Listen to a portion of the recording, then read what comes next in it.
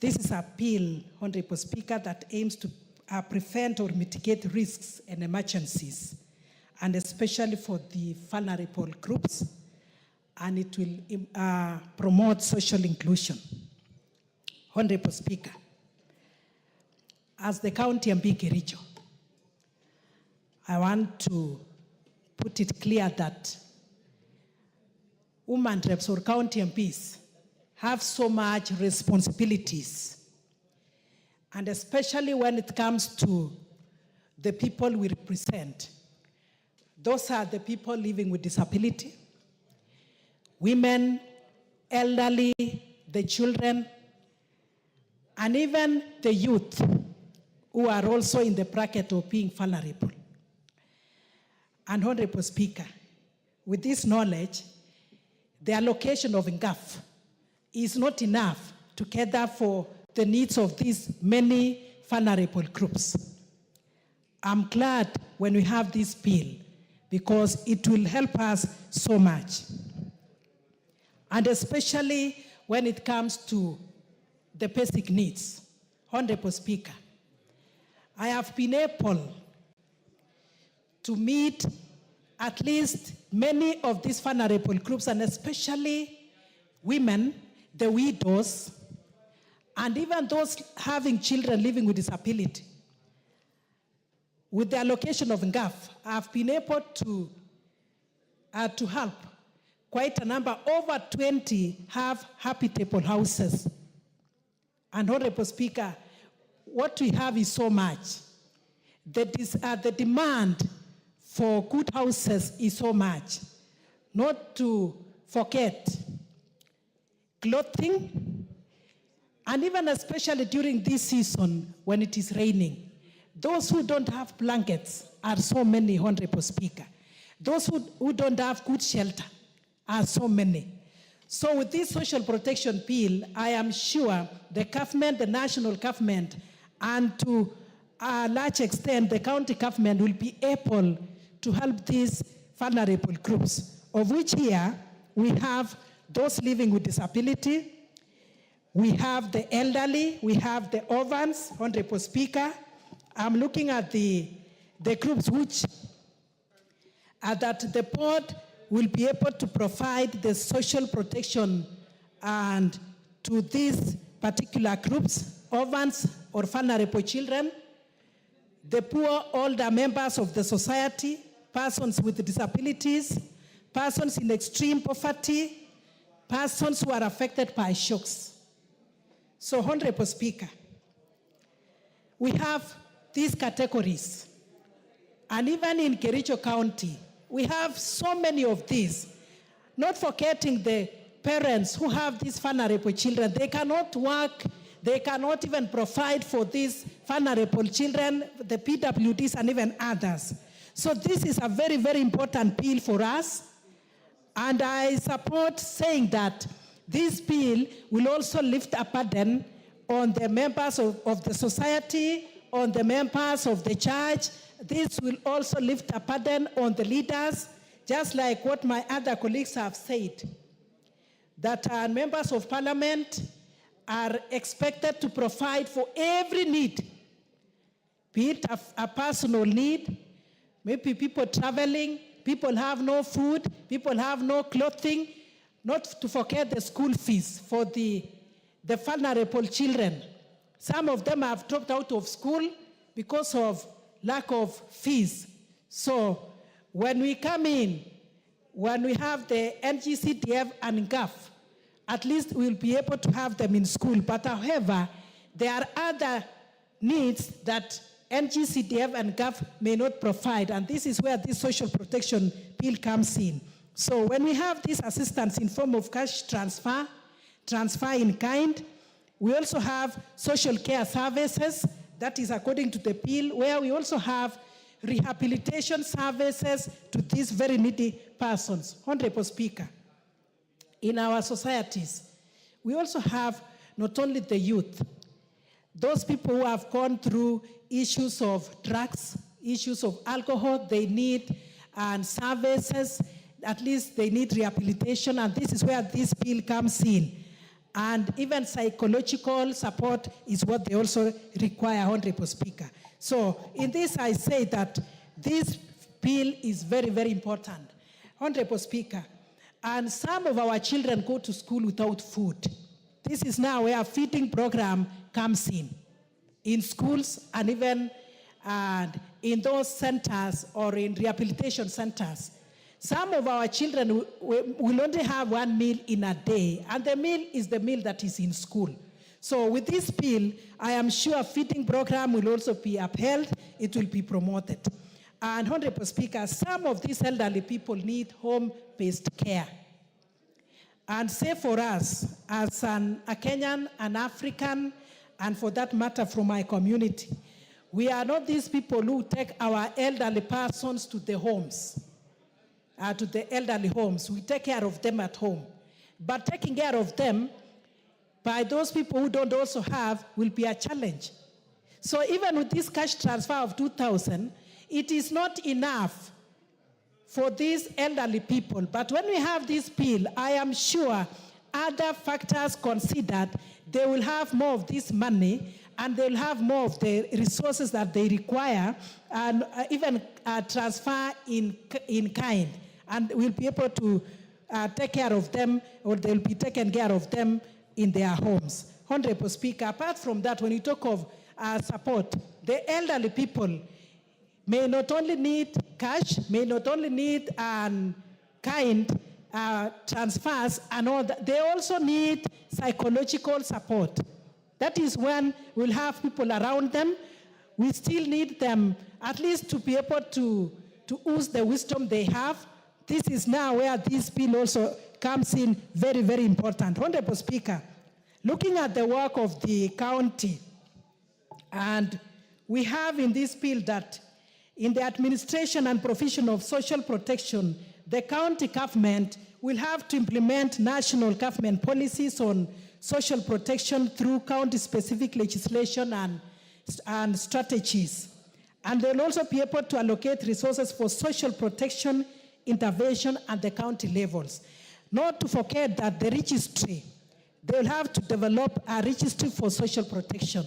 This is now when we'll be able to know how many in every county, how many of these categories do we have, and how many will be assisted or will actually benefit from this. And without this bill, Honorable Speaker, the county government may not be able to allocate the resources that is required. But as we have this bill, the county government, in collaboration with the national government, will be able to reach even with those ones in the deepest parts of our counties, Honorable Speaker. And especially this time, Honorable Speaker, some of our elderly people and even the vulnerable may not be able to have food. Even with the subsidized fertilizers, some of them may not be able to plant. But with the cash transfer and with this one in kind, at least the county government will be able to identify them, provide the necessary resources for them. Some of them have very small piece of land, but food security being very, very important, Honorable Speaker, the county governments can provide as it is required. So to me, Honorable Speaker, I support this particular bill, and I know it will lift a burden as we try as much as we can to help the most vulnerable members of the society. And once more, Honorable Speaker, I support the bill. Thank you very much. Well said. The member for Marsabit. Thank you very much, Honorable Speaker, for giving me this opportunity to add my voice to this very important bill that concerns the life of the vulnerable in our society. Honorable Speaker, when we speak about vulnerable people in our country, we have the senior citizens. The senior citizens maybe who have been working in the past, but today they live in a very poor situation in different parts of this country. They don't have anything that protects them against any danger. They don't have medical care. They don't have social protection. and even they don't have any of their relatives to support them. We also have people living with disability. In most of the parts in this country, people living with disability have been disadvantaged in many ways.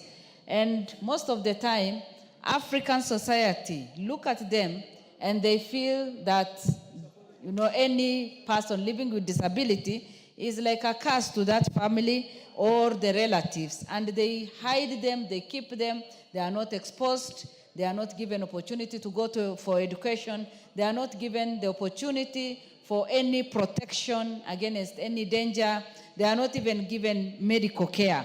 And they end up suffering. Honorable Speaker, in addition to that, we have orphans. Children who have been orphaned and they have no parent to take care of them. And most of the time, even their relatives take advantage and they end up mistreating them. And this bill will come in and give them hope. And that is why, as I stand, I support this bill, because we'll be able to take care of the minority, the vulnerable, the people living with disability, the elderly, the orphans. And again, I want to talk about drug addiction. Drug addiction in our country is getting out of hand. Our young people, out of frustration, many of them have gone into drug addiction, and many of them are in need of going to rehabilitation centers. Honorable Speaker, as a country, we need to plan for them. We need to take care of them. We need to see how they can be rehabilitated and come back to the society. The parents of those who are drug addicted are suffering because they have no way to help them. And if this bill can also put into place how they can be assisted, that can really help. Honorable Speaker, another category of the vulnerable in our society is the people living with HIV/AIDS. We know very well that HIV/AIDS is something that affects our society and something that has been here with us for many years now, and many families are affected. And these are the vulnerables in our society that need serious attention. And this social protection bill will help all the people that are in need of the government support in every part of the country. And then we will be able, even for us as members of parliament, then we'll be able to know our needy people and support them through this bill. Honorable Speaker, we need to have serious data of all the categories that I have mentioned. And unless we have the data, we will not be able to take care of all the vulnerable people in our society. Simply because, like where I come from, we have people living in different parts of that country, Marsabit, and the distance between the headquarters and where the people are living is quite long, and we may not be able to know. So it is good for the government to take serious, to give serious attention in collecting the data of the vulnerable in every part of this country. And as we do that also, Honorable Speaker, one thing that can guide us is the poverty level in our country. The poverty level in our country is quite high. For example, Kenya as a country, over 39% live below the poverty level. Honorable Speaker, 40%, 39.6% is quite high. And to make the matters worse, the vulnerable in our societies are nowhere, and we have not given them much attention in the past. The 2,000 that the elderly people are given will not be able even to buy them medication. Like when you consider the poverty level, the county that I come from, Marsabit, it's at 66.something%, meaning that many people are living in that very poor situation. And when this social protection bill will come into place, then we'll be able to trace all of them where they are and give them the necessary support. Honorable Speaker, there is another challenge that I want to bring out as we register our people, and especially for those people who come from the border counties, like my county. Our people don't have the IDs. I thank the president who has now said that the IDs should be given without any serious vetting. Honorable Speaker, we have elderly people of over 70 years old who do not have IDs, and yet their children are graduates, their children have gone to universities, their children are working in Kenya, and yet they have been denied. So as we push for this bill, I want to also request the government to make sure that the elderly in our country, the elderly people in our country, and especially counties like Marsabit County, which is at the border, should be given special priority for people to be registered and given ID cards so that they can also qualify for this bill and for this social protection care, so that they can be given and they can be included in the list.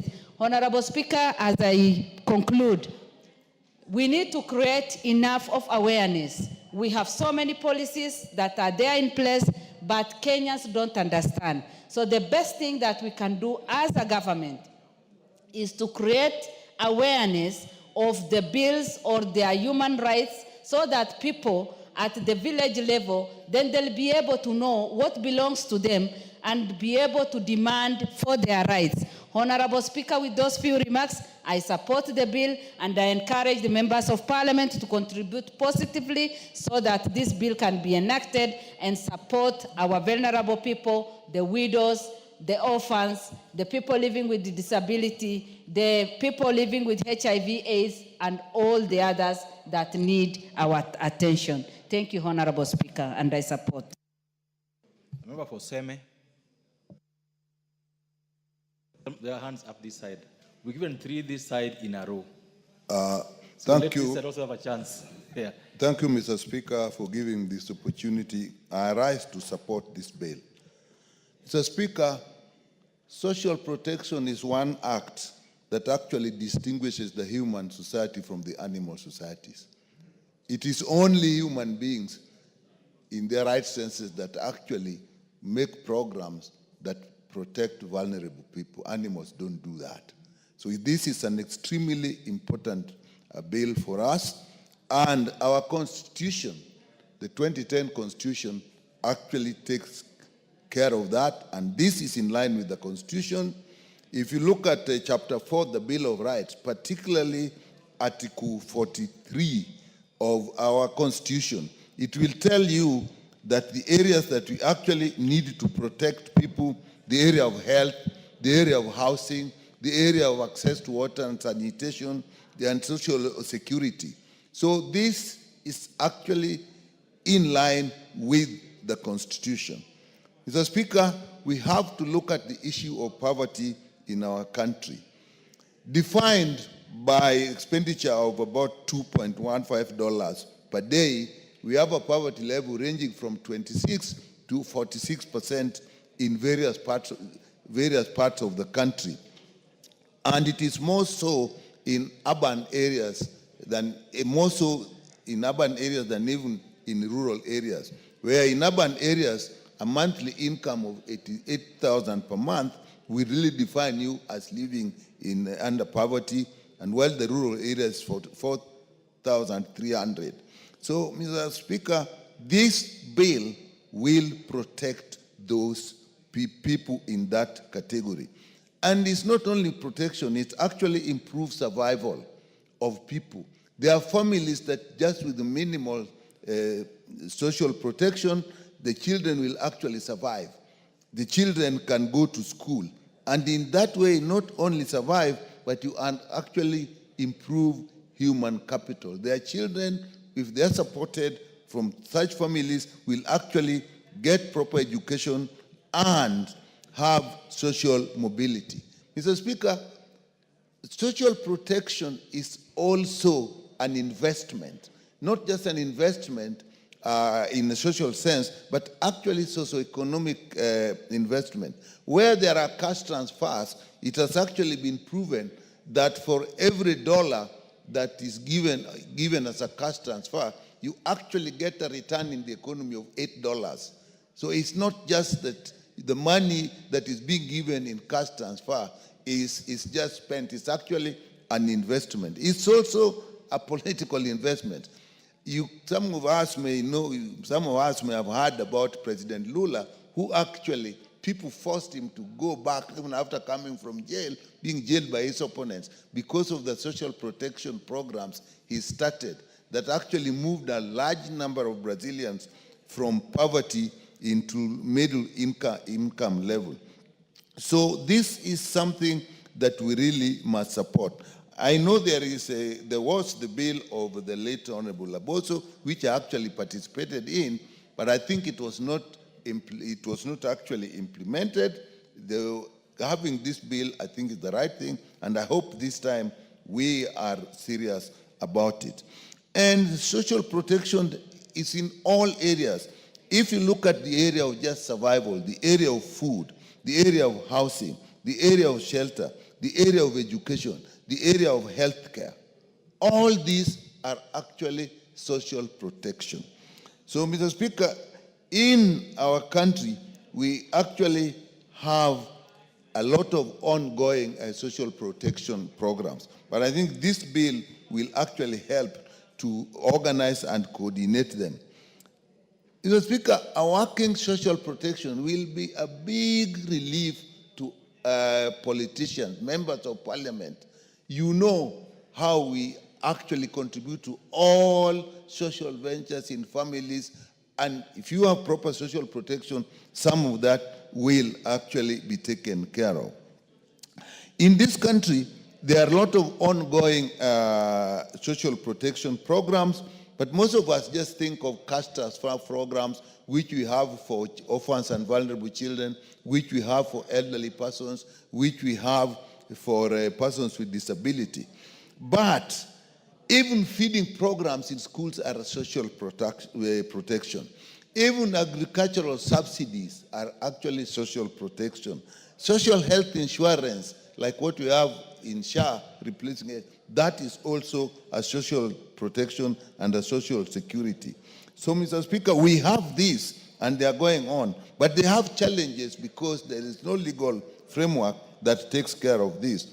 And the challenges, if you take, for example, the cash transfers, the issue of disbursement is a big issue, and we've never gone through a session without a member raising the cash transfer for elderly persons. Some people are not getting the means of getting the cash transfers. We tried direct payment. We tried getting now into mobile phones, and we still have a problem that with the disbursement. We also have lack of coordination because, as I've said, all these social protections, if there is no proper coordination, there'll be a lot of double dipping. So you'll find that a family may be getting under a disability area, then the same family will be probably getting it in bursary, the same families will be having orphans and vulnerable children. So there is need for some coordination. And that's a big challenge in the social protection programs that we have. There is the issue of just pure theft and grafts, because if it's not properly organized, now in cash transfers, there are people who are helping the persons that are the recipients. And these people themselves actually do steal from these people. Even the officers that are actually running this program. Even the banks, some money even get lost in the banks. So again, there is need to do that. There is also the problem, we don't have an exit programs, because in some cases of social protection, people can actually, like orphans and vulnerable children, there's an age which they reach when they should exit. Even families, you do not only give social protection if it is cash transfer, there are social protection that should actually be income generating, on which people are placed once they start getting cash transfers. So people actually, I was involved in these programs, we reach situations where when mothers and women groups were actually given social protection, they reach the point when they say, actually, I've now started my own business. I now actually don't need this. And you can give it to, we don't have that now. So that it seems to be forever and ever and ever, and we don't exit people from these programs. So we need to look at that. Also, we don't have the systems of responding to socioeconomic changes. As a member said earlier, we started with 2,000. Actually, we started with 1,500, and it is this house that actually, with the motion, moved it to 2,000. Maybe we need to do better. But we don't respond to the socioeconomic changes. We don't respond to inflation. So again, we need a system that will take care of that. So I support this bill. It actually addresses the very important issues that I've been talking about. If you look at Clause 5, it actually addresses Article 43, the issue of equity, inclusivity, justice, problem of discrimination, right-based approach, access, and so on. So that this bill actually is very appropriate. And if you go to Clause 7 of the bill, it establishes a board. And if you look at the functions of the board in Clause 8, Mr. Speaker, you will find that it will design, implement, monitor, and evaluate social protection interventions and programs. It's also going to create a registry. It's also going to coordinate this. So this bill actually is a bill that we must appeal to our colleagues to actually support this bill. And when it comes to the Committee of the Whole House, we'll make amendments, but it's a bill that we need to anchor our social protection programs on. Thank you, Mr. Speaker. Thank you. Member for Laikipia East. Thank you, Mr. Speaker. And I rise to support this bill. It is timely. And we all note that we have been having social protection programs across. And for the first time, with this bill, there will be order. You will note that this bill, if you look at Section 7, where we are establishing a board, it means that for the first time, there will be order, there will be predictability, consistency, and the dignity of those members of society who are beneficiaries will now be taken care of. When you look at those people who are supposed to benefit, and especially the elderly, these are people who have served this nation. These are people who have laid the foundation of the nation, served us very well, and now they are in that age whereby we need to take care of them. But what is happening these days is that if you look at the societies, the burden that they are still shouldering, the responsibilities, because anything that happens in the society, they are the ones you look upon beyond so that we can have solutions. You get when our young people get neglected or they neglect themselves, end up in a drug addiction, they fall back to the same parents that are supposed to support them. You get a society whereby the elderly are now the ones supporting the young generation who are supposed to be benefiting from the young people.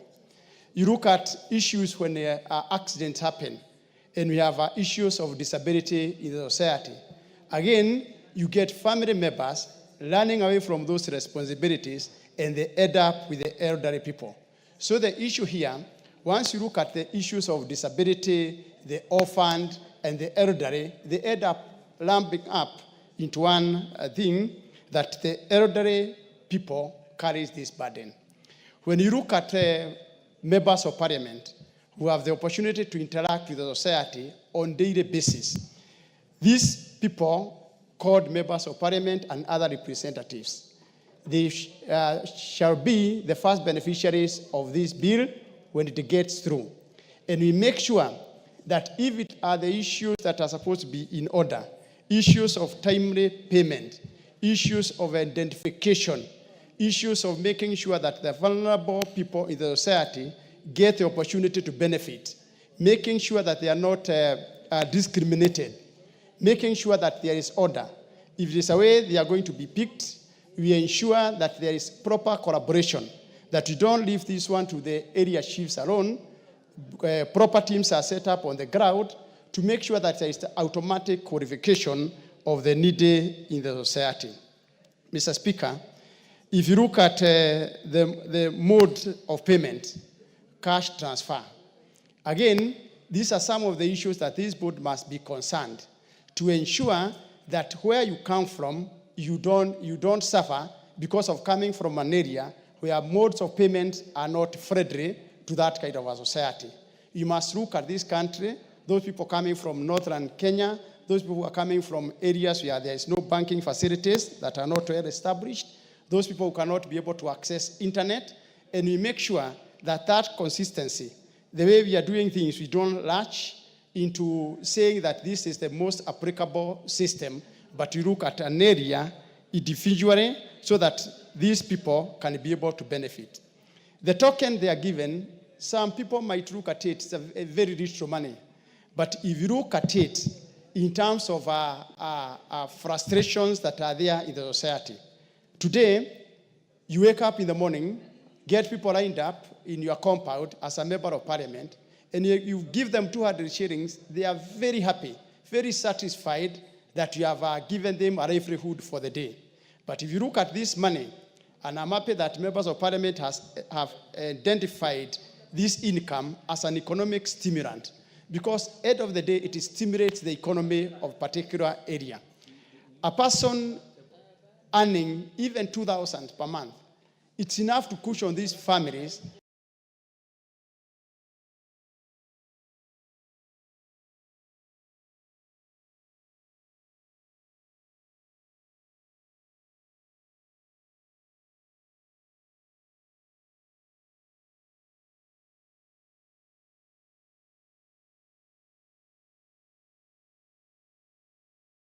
Area.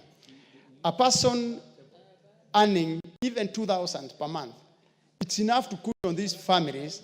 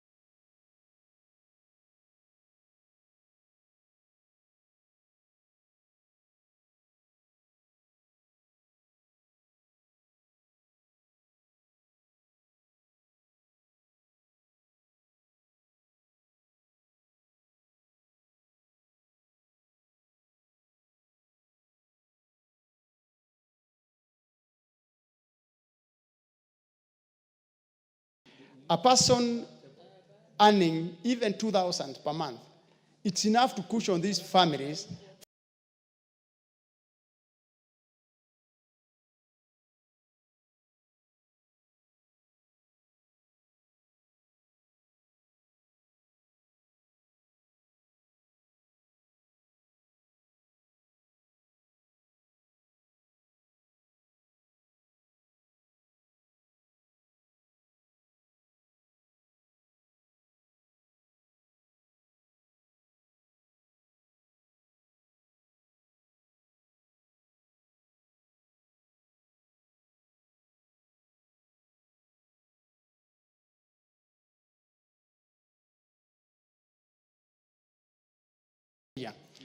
A person earning even 2,000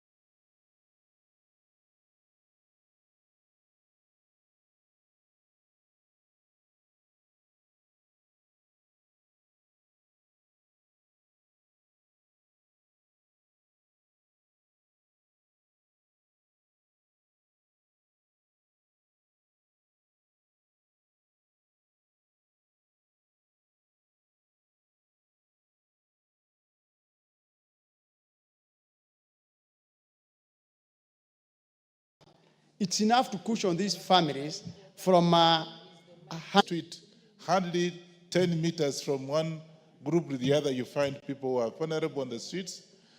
And Mr. Speaker, I think we should do something about it. My suggestion is that once we pass this motion, we should be able to see to have even a committee of the whole House to be able to see the way forward.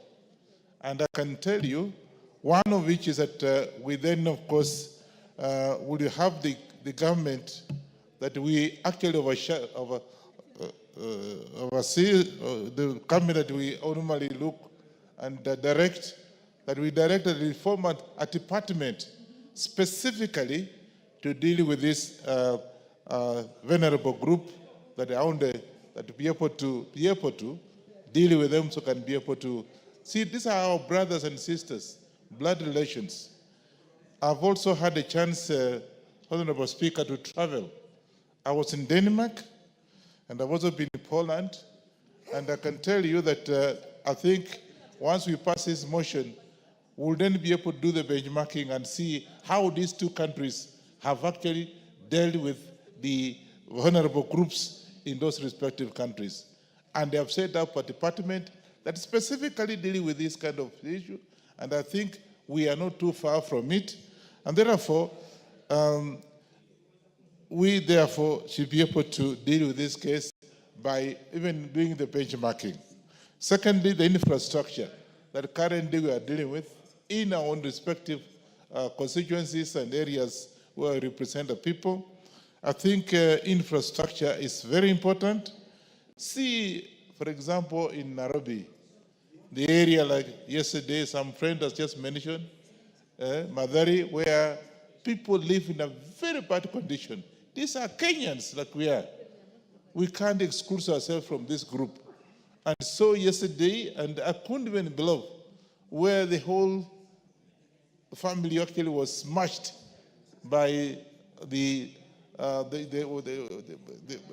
stones that actually were trampling as it was raining. We have that problem, and therefore we should be able to do something about this and deal with at least even infrastructure to be able to look at the living standards of our people. Because these are people that are with us. There's no difference. Thirdly, we also want to look at the benefits that we can be able to have as we set up a department or whatever it is. It can also be spread in all constituencies, this country, 290 constituencies, and so that each constituency can be able to deal with cases of disabilities, cases of these people who are parentless, people actually the aged that actually do not know what to do, so they can be able to have at least the money that can be transferred to these particular families. And I can assure you that from my own observation, without pointing a finger to an individual, this money that has been given to the cash transfers, Mr. Speaker, you'll be shocked, is part of the corruption in this country. Money has always been transferred properly. It's supposed to be, there was 1 million shillings, and I think the 2 million shillings, okay, fine. Once he gets 2 million shillings, the family gets 2 million shillings, it's good enough. But that money sometimes is never reached to the people that are supposed to get the money. I find the money actually, somebody signs off, say, yeah, we just transferred the money, and yet the money has not been transferred to the people that are actually supposed to get that money. So I want also to ask the House here today that we pass this particular bill and set up a department, create a department.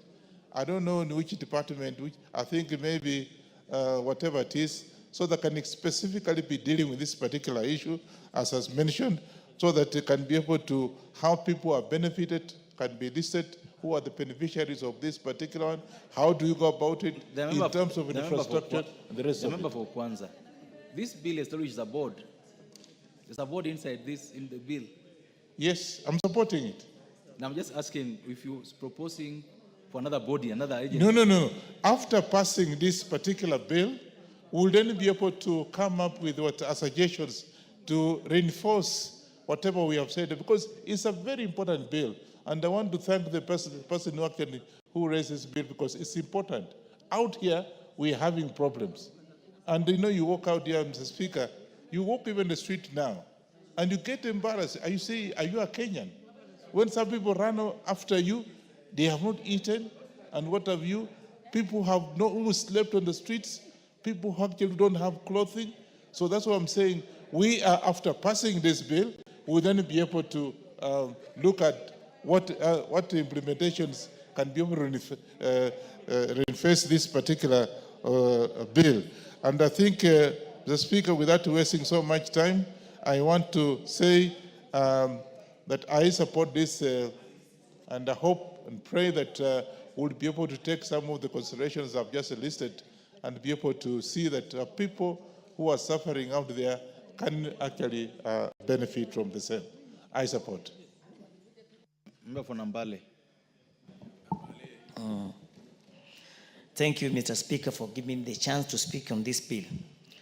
Mr. Speaker, I can say that this bill is very timely, and is one of the bills that will help protect our vulnerable members of our society, and so that they can ensure that they also realize the provisions of Article 43 of our Constitution on economic and social rights. Mr. Speaker, you will note that under Article 43 of the Bill of Rights, it provides that each and every Kenyan has the right to free from hunger. Then you ask yourself, is this a reality when you walk around our constituency, that each and every Kenyan is free from hunger? There are people vulnerable. There are very elderly people who cannot even attend to their farms. They have no children. They have nobody to support them so that they can farm and have food on their table. But there was no means through which the government was going to come in and help them. Yes, I know that the government has tried through the Inua Jamii program, but even this particular program was not mopping out all vulnerable members of our society together. Mr. Speaker, we also have the people living with disability. In Nambale constituency, I know of a family that has 5 children of the members of the family that are disabled, and none of them have even a single wheelchair, Mr. Speaker. So when we have such a bill that is creating a register for all vulnerable members of our society, it becomes easy to identify them, know them, and reach out where they are, so that these particular members of our society can also feel happy. They can feel to be Kenyans, just like any other people, members of our society. Mr. Speaker, I'm happy having gone through Section 28, Section 29, and especially Section 28 that lists the particular groups of these particular people that requires social protection: the orphans, poor, older members of society, person with disability, person of extreme poverty, person affected by shocks. Mr. Speaker, you know that we are aware of the fact that you may come to a situation whereby a father has died, a mother has died, leaving behind children. And then you find that the older child of that particular family is now taking responsibility to take care of his younger siblings. So now, with such a kind of legislation, it will be very easy for us to identify these particular people, so that these particular orphans, they can be given social protection by the government, instead of giving this burden to another younger or equally weaker member of that particular family. Mr. Speaker, we also know that from the Inua Jamii program, we have been having complaints about people who benefit from this particular project. The way the people are being identified so that they can benefit from the project, from the program. But this particular bill, under Section 32, provides for a review. If a member is dissatisfied that he is a person who is a vulnerable member of society, yet he hasn't been captured in the register, he can apply to the board for review, so that the board can consider a decision. If the board still declines, that particular member has the right to move to the High Court for an appeal. These are very comprehensive provisions that are going to ensure that there is no favorism in terms of selecting on who is supposed to benefit in the program or who is supposed to be identified as a valuable member of society. Mr. Speaker, also creation of the board to manage the affairs of the valuable members of our society is very important, because whatever that was doing through the ministry, it was not easy for the vulnerable members to identify where they are going to channel their problems or where they are going to raise issues. For instance, a member who is a vulnerable member of society, where he's supposed to lodge his complaints, where he's supposed to lay his appeals in terms of support of food, support of school fees and other things. Mr. Speaker, as members of parliament, every time we visit our constituencies, it becomes a problem because you are faced with all manner of problems. The members of parliament are performing the function of the board that's being now established to protect the vulnerable members of society. Because you will be faced with the school fees needs, you will be faced with the members who have no food to eat, you will be faced with the vulnerable members who have no housing, you will be faced with the vulnerable members who are disabled members of the society without even a wheelchair, and they want support. And all these particular problems, Mr. Speaker, are now being catered for by government, which I'm very happy about, and I strongly support this particular bill so that all Kenyans can realize the provisions provided for in our Bill of Rights under Article 43. It does not just remain a mirage, so that it's a right that is provided for but cannot be achieved by members of society. So, Mr. Speaker, I support the bill. Thank you. Member Nyatike. Honorable Dege, this is your chance. Thank you, Mr. Speaker. Allow me to join my colleagues in supporting this timely bill. In the last parliament, I served in the Labor and Protection Committee, and I could detect there are a lot of loopholes on the current structures we have to support the vulnerable people we have in the society. When you look at the proposal before us, it's clear that there is an attempt to solve most of those issues using this bill before us. And I would urge ourselves as a House to take this opportunity to make sure that we panel beat this bill and ensure that we sort out all the issues which are outside there. As a member representing a constituency, I can tell you the issues we are meeting outside there on people who are very vulnerable. It's very tempting because you'll find yourself to be changed from a honorable member of parliament to be a welfare officer, because majority of people who cannot make ends meet will always knock at your door because they don't have any way out, but they have to look for you as a leader to help them solve their personal issues, which I think this bill can help to cure, so that we have a way of making Kenyans be dignified. In fact, if you want to measure the success of a country, you look at how that country is treating people who are less fortunate with their midst. If you are in a country where people who are less fortunate are not considered and helped, that's a failed state. Again, you look at our country here and all over Africa. If you go to a country where you find hawking on the roadside is a major activity in a country, that country is poor. That's a country, majority of people in that country are living below minimum wage. And you'll find majority of those people are hawking outside there. Most of them are vulnerable. Some of them are walking using support. Some of them are left along the roadside to beg. Those are things which we can cure if we thoroughly worked on this bill. Another area of concern which I want us to be very clear about is the criteria of enrollment. If you are in your constituency today and you go down there, you'll find people who are over 70 and are not benefiting, visiting your home almost every time you're at home. Why are they coming? They are questioning why their neighbors are benefiting, and themselves are not listed. So if we come with a very clear criteria where when you attain a certain age and you are vulnerable, you are automatically listed, it will bring equity, it will bring fairness, it will make people have a very clear mind of those who are benefiting, so that we are not made to be welfare officers. We want a government which is responsive, a government which will ensure that those who deserve are given. Currently, if you go to the ministry and you look at the criteria of recruitment, it depends on the available budget for the ministry.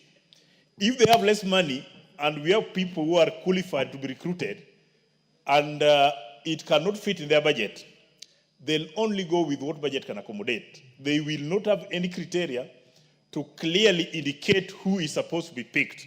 So I think if we come out with a bill or a law which will ensure that those who are qualified, the government is at obligation now and are mandated to ensure that these people are given money, I think we will be in a very fair country. We will be in a situation where everybody will be treated fairly and people will be happy in Kenya. On issues of how we can run this fund, I think by creating a board is very good. It's very good because currently the fund is being managed at the ministry level. There are no specific mandates which are coming out clearly and specific people who can be charged with the responsibility. The person available currently is a PS, and we know PS is having a number of issues around him. So by creating a board which will look into the issues related to social protection, I think this one is very good because it will also help us to go down and define what kind of human resource do we need to serve this board? What kind of people do we need to help implement this good idea up to the lowest level possible? That identification criteria, if we get the right people who can be charged with the responsibility to ensure that everybody within our society who are qualified are rightly identified at the right time and are given the opportunity to be served by the board, I think this is going to be the fairest thing we are going to experience as a country. And Honorable Speaker, allow me to join my colleagues in supporting this bill. I thank you. Member for Nakuru Town East. Thank you, Honorable Speaker, for giving me this opportunity to support this very important bill on the social protection. Honorable Speaker, just a word of caution. Looking at the bill and the way it is structured, Honorable Speaker, and the way the beneficiaries will be picked, it is important for us to note, much as the bill has indicated provisions on how fraud, misinformation will be handled, it is important, Honorable Speaker, to look at the penalties seriously. Because how are you delisted from as a member, Honorable Speaker? It gives criteria on how your name is removed as a beneficiary, either by voluntary leaving or you're out of the country for over 12 months. Honorable Speaker, that is the area that we really need to look into so that, again, we don't benefit, or even dead beneficiaries who are already long gone, and yet they are still on a list, and the beneficiaries are still claiming that money and not putting it to proper use. Honorable Speaker, when I was looking at the bill and looking at the definition, the older persons are listed as 60 years. We had a discussion this morning where we were taking tea there, and they say, no, for you to benefit, it must be 70 years. And I am glad that the bill has now clarified that it is the older persons, because basically these are the most targeted population of this program. So 60 years, Honorable Speaker, for older persons as beneficiaries of this scheme, Honorable Speaker, will go along. The implementation, Honorable Speaker, is very key and well explained in the Act, where it talks about equity, social justice, things that has always been forgotten. In the past, you would find some provincial administration, particularly the chiefs, are the ones who are given that responsibility to go and identify, for them only to bring people who do not deserve. So the implementation of this goes towards people who are benefited, and now the inclusiveness, non-discrimination and participatory. And I think that is a key, Honorable Speaker, for us to be able to identify. Honorable Speaker, if you look at the clause 6, talks about the county government involvement. In Nakuru, for example, we have a place called Arms House. It is a place where elderly people are taken care of by the county government. It talks about how then do we bring on board county governments in this program. And it talks about the county government, different county governments will come their own legislation on how best can they ride on this act to be able to make their own legislation, so for them to be able to handle social protection matters. And in Nakuru, for example, it used to be very vibrant when we used to have the municipalities. But as we are talking now, you will find only 3 or 4 wazés who are there, even sometimes lacking. So it is important, the involvement of county government, by even including them as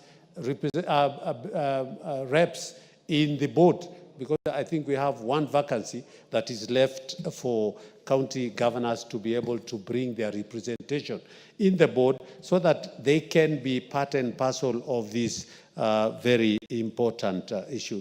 Honorable Speaker, 9 members in the board. I think, again, we need to be to look critically as Parliament, that we've been talking about the number of people who should. Is it a must that we must have 9, or can we have a lesser number, but very effective?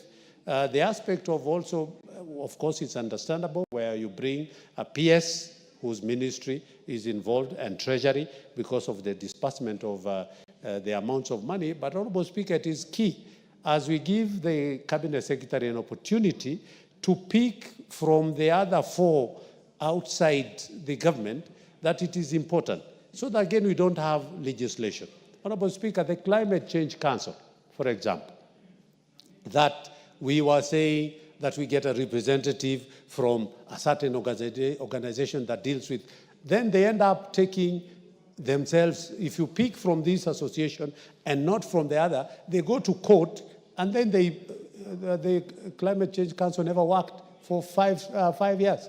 We vetted, and we were unable to give the names to the president to pick, because again, they went back to court. So again, it is important as the Cabinet Secretary is speaking, so that again, we avoid legislation. I should just give a direct appointment, so that again, we don't end up having a board that will never even be working because that you didn't pick a member from this board that is associated. You know, like LSK, it's only one body. If you tell LSK, give us a person, they give. But you find in these other setups, you find they have different small bodies here and there, and then they bring. Honorable Speaker, the board member, the experience aspect. Honorable Speaker, I had an opportunity for the National School Drama Festivals that were happening in Nakuru. Honorable Speaker, I had an opportunity to accompany the President for when they visited State House. And one of the plays that won in that drama festival for 2025 was won by a school here in Nairobi. And it was talking about how generally life is all about. And at one point talked about experience. Honorable Speaker, that you could not, one of the students who had just finished and had first-class honors could not be able to be employed just because they didn't have an experience. Honorable Speaker, experience, again, is something that we really need to look into. The 10 years experience, Honorable Speaker, in my thinking, and hopefully when we'll be going for the 3rd reading, we will be bringing some amendments so that, again, we don't lock out youthful members of the society who might be able to want to join because of the experience. Honorable Speaker, the cash transfer and the transfer in kind also brings about something that is very critical, the services. Honorable Speaker, we cannot only talk about that cash transfer and transfer in kind, and then we forget about rehabilitation.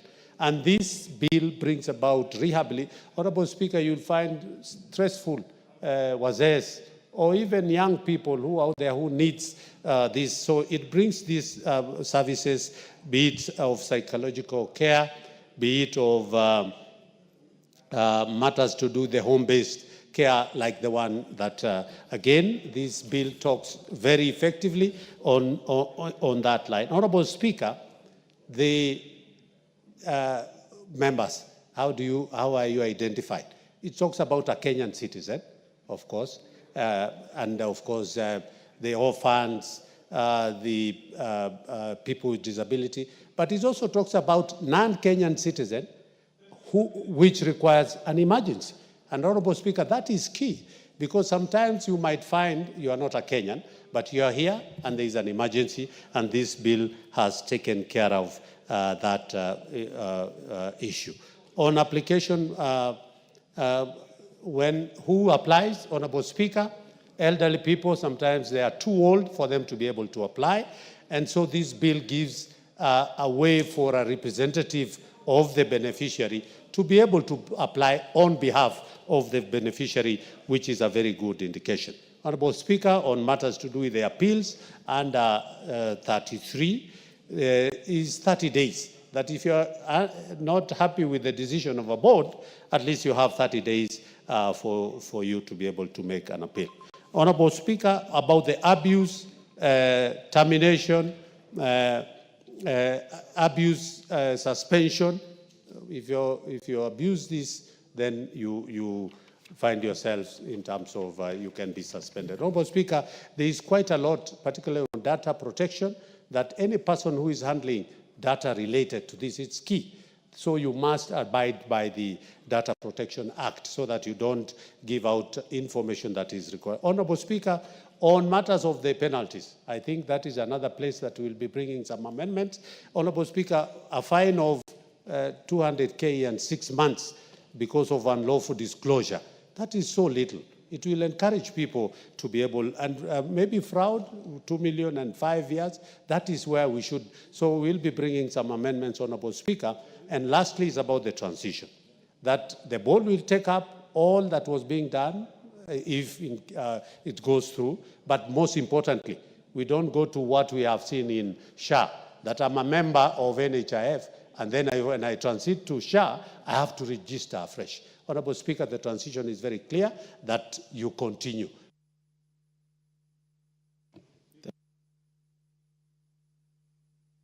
Member for Unyenjes. Thank you, Honorable Speaker. And I wish from the onset to say that I am in full support of this proposal or this bill. Matters to do with the senior citizens, the people living with the disabilities, the most vulnerable people in our society, is a matter that we need to address as fast as we can. And you see, we will be judged, Honorable Speaker, by the manner in which we treat these senior citizens. It is always very improper, Honorable Speaker, when we have some people who are benefiting from the money given to the elderly, while there are still people of the same age who do not benefit from the same fund. So it is unfair, and I think it is time, Honorable Speaker, that we have a regulation that is able to properly organize these people so that we can have fairness in the manner in which this money is shared, or rather this support is shared, so that also we have a good society. Honorable Speaker, there is a time I had a chance to go around my constituency and taking stock of the affairs in my constituency, and I realized that we have so many people living with disabilities. And when you go to the records available within government, you realize that most of these people are not enlisted. So there is no support that they get.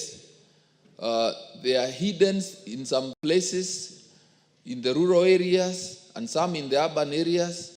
Many of them are not even able to access any form of education or training. And most importantly, they don't get any support from government. And I believe it is because, first of all, statistics on the number that we have of these people is rather unknown.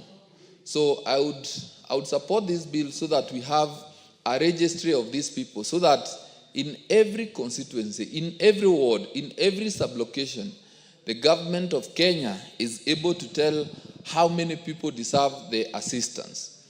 But going to what the Honorable Kionjori said, Honorable Speaker, even as we think of how to support these senior citizens and those that deserve this form of support, it's good to think of how we can support them to have extra income, because I do not think that it is sustainable, because the money that we give them is money drawn from the taxpayers. It is the people of Kenya that contribute this money in form of taxes. How about if we are able to enable or facilitate these people to make some extra money from what they do? Because you realize that a number of them have some pieces of land where they can do some basic farming. They can keep a cow, they can keep a goat. Some have some few coffee bushes, some have some few tea bushes. How about if we ensure that they can get more money from what they do? Yeah, like we acknowledge that the government of Kenya, or rather Kenya Kwanza administration, promised that milk will be sold for not less than 50 shillings. Yes, while that is happening, we also take notice that we are buying animal feeds at a very high cost.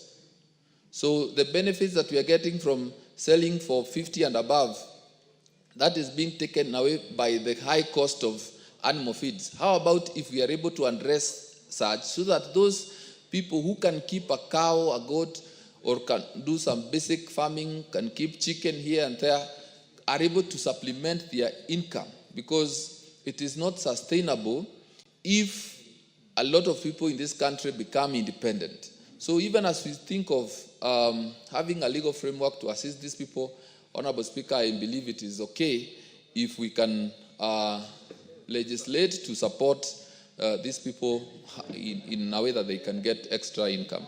So having said that, Honorable Speaker, I support. The Honorable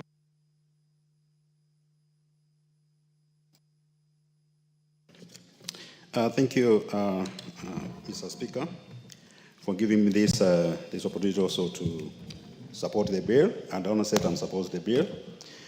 Mr. Speaker, social protection refers to a set of policies or programs aimed at protecting all people against poverty, and especially the vulnerable groups throughout their lives. And Mr. Speaker,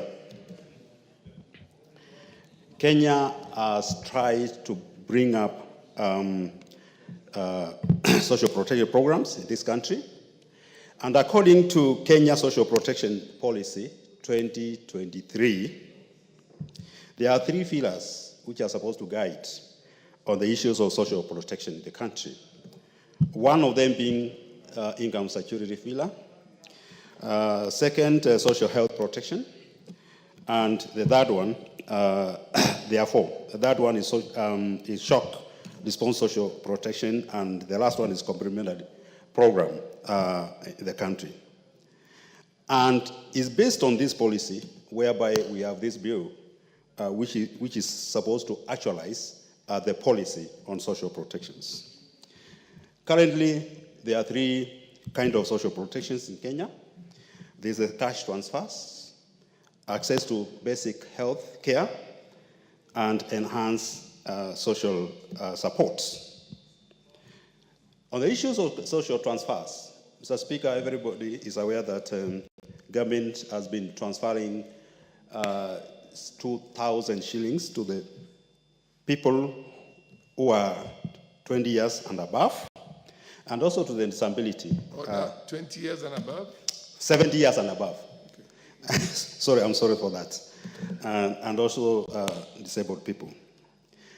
This money helps them to cater for their day-to-day needs, especially food and other essentials.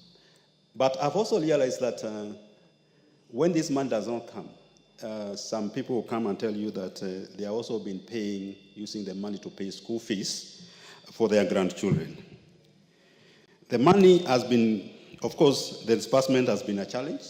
Sometimes they stay up to 6 months without getting the money. And therefore, the impact of this money is not really felt. Because if somebody stays for 6 months without getting the money, the impact becomes very minimal. The other thing is for a long time, there's no new registrations of the health people. You realize that people have become 70, 75, but they have not registered. And this is an area which the government needs to look into, because really you don't want people coming to, as a member of parliament, coming to you to ask for support because they are already 70 years. Another challenge which is facing this is the inflation. The 2,000 since they registered maybe over 10 years ago, the value of that 2 shillings has declined significantly. So I think the government needs to look for more funds and make sure this money is moved from 2,000 to something like 2,000 or 5,000, which can be significantly be used to help our vulnerable groups. Mr. Speaker, the other one is access to health, to basic health care. And that's where now the share comes in. The share, the she, and all those ones. And before the share, we used to have an SSF, which before we migrated to share. And you know, share has faced a lot of challenges, including registration of persons. I understand there are only, the number of people who have registered, by last week I think I saw, there are 21 million. The people who are contributing to share funds, they are less than 5 million people. And therefore, when it comes to funding and disbursement of that money and the support from the 5 million people to 21 million people becomes a challenge, because that money is not enough. Because when we were in Naivasha, we were told every month they are contributing around 6 billion, but the demand is more than 6 billion. Therefore, there's a challenge of that. Mr. Speaker, when you look at our health facilities across the country, they are wanting. A lot of health facilities are not up to standards. They have no drugs. And even the access, some of them are very far from the people who are supposed to be to get health care. Because health care is not about money. Access is about access in terms of finances and the distance.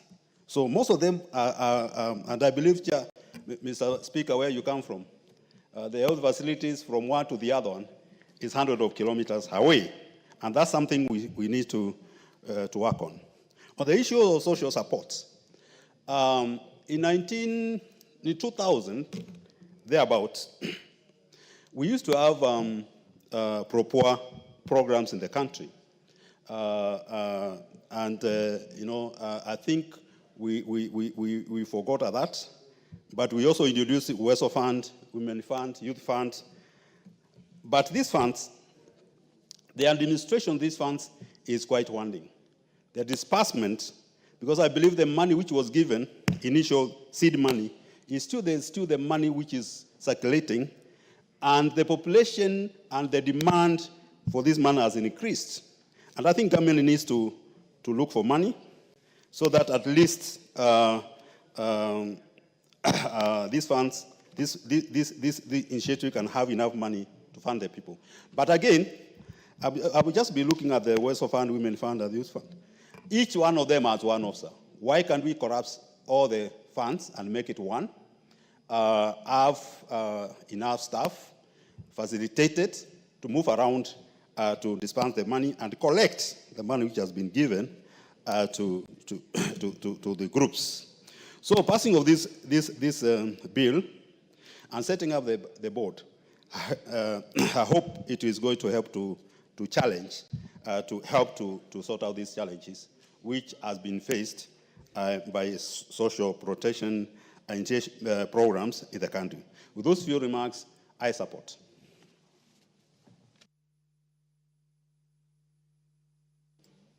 The Honorable Sane Ibrahim, MP for Wajir North. Thank you, Mr. Speaker.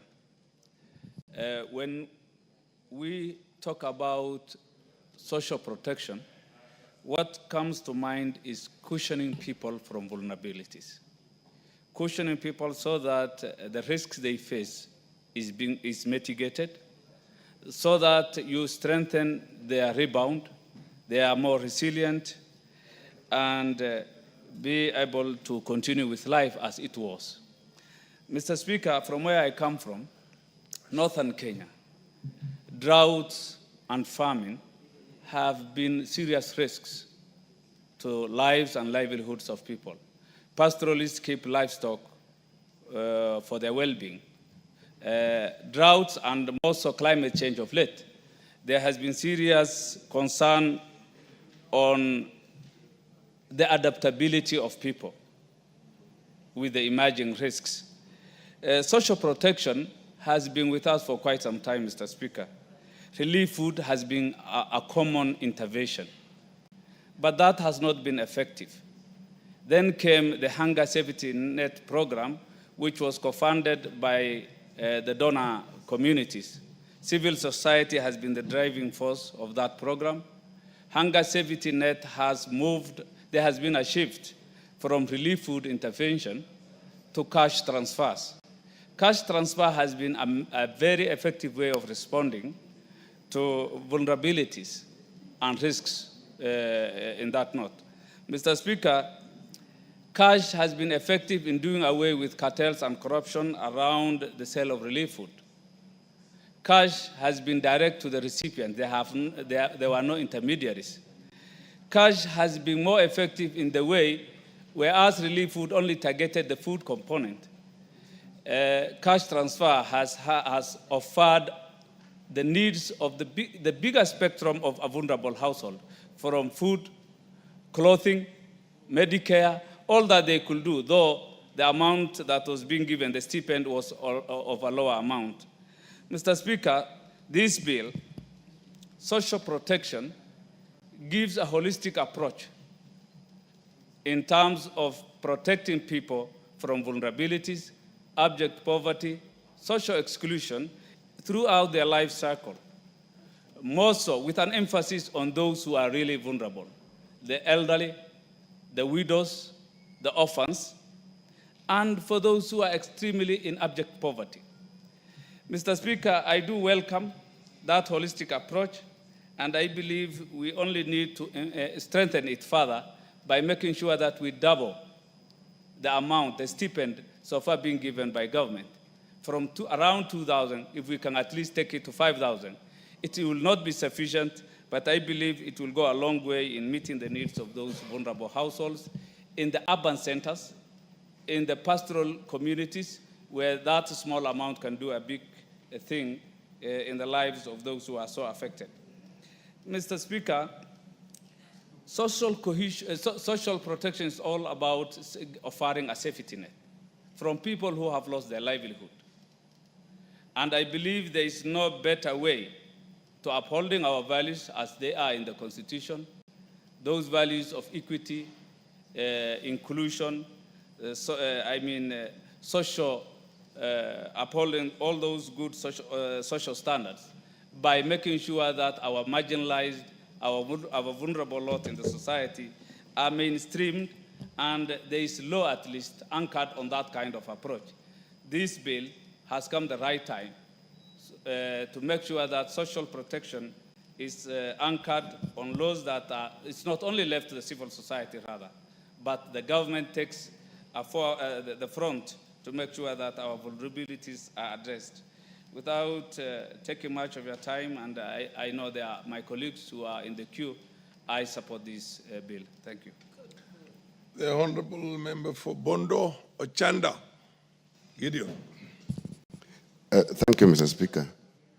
Mr. Speaker, as we legislate around issues of social protection, I want to believe that there are things that we need to consider, which we've not been looking at adequately as a nation.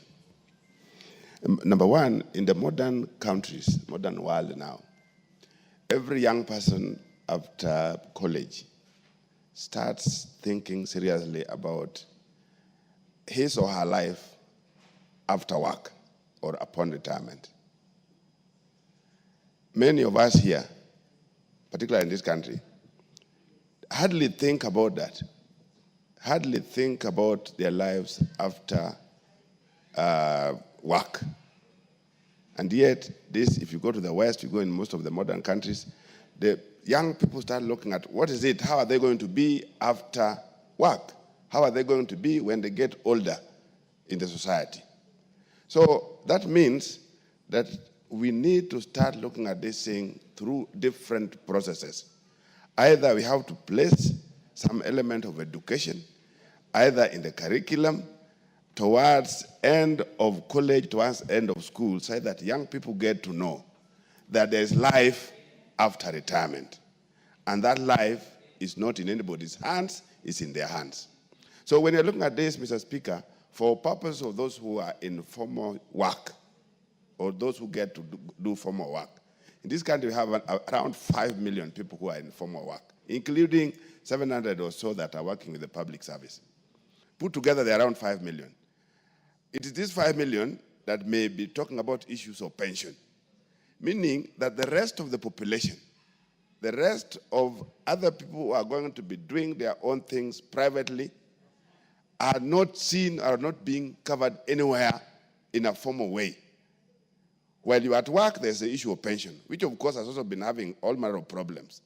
You are retired, you've been on pension, and you don't get your pension. The processing of pension takes forever.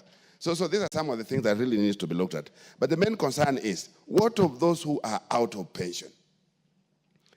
How are we looking at their lives when they get older in the society? What's the government doing? Because a larger population that is much more bigger than what the government is taking care of in the name of pension arrangements. So as a government, some level of education, some level of conscientization need to be done at a younger stage, where young people start to think about their lives when they are not in work. That's very critical, and we need to look at it as we do our things. But Mr. Speaker, again, as we do what we normally do, we are learning very little.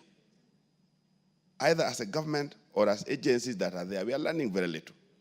We are constantly struggling with things that are so easy, and we hardly learn or we hardly do them right.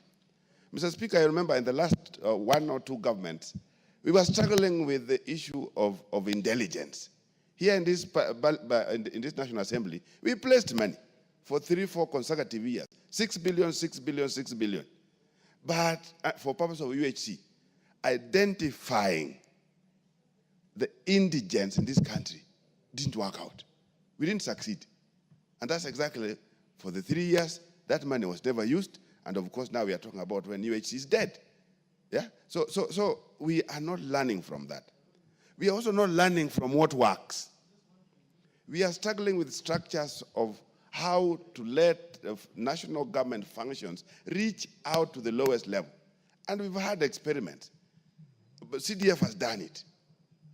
In as much as there are these little scares here and there, the structure of CDF has given us a very good learning platform in terms of how we can reach out with the national government functions to the ground. And constantly, this is never utilized. There's the issue of, for example, cash transfers. It's happening, it's working, and it's good. But is that the only way how we want to look at it? If you track individually these persons that get money, the 2,000, you are trying to support them, but get to reach out to their homes, how these people are living. you realize that that money, they are not spending on them. The money is spent on some other younger people, grandchildren, spent on other who are either left for them to support by their sons or whatever. So in the end, what we are calling about, or we're talking about in the name of 2000, does not help these people.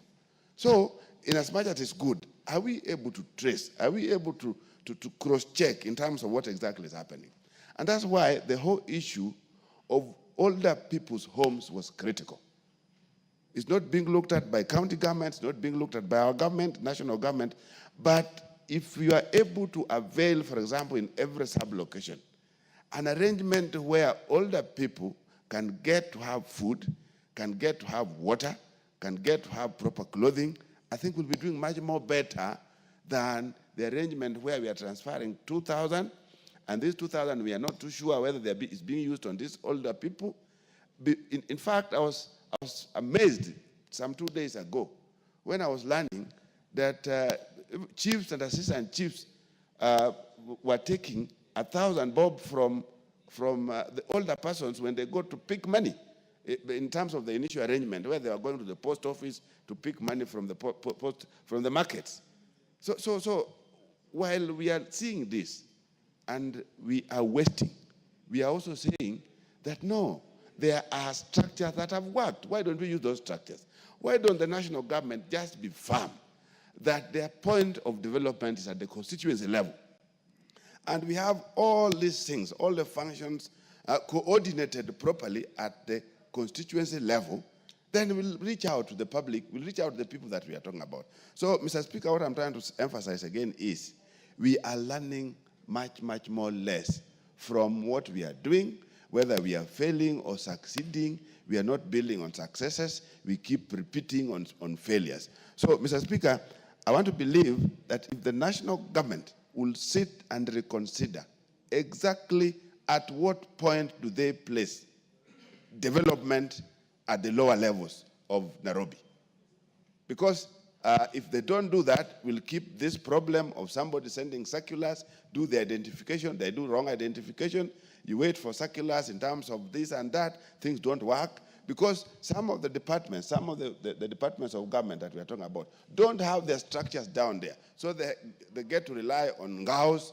These guys have also had their tricks of doing things wrongly. So, Mr. Speaker, these are some of the things that we really need to consider very, very, very seriously when we are debating or when we are legislating on issues to do social protection. Thank you, Mr. Speaker.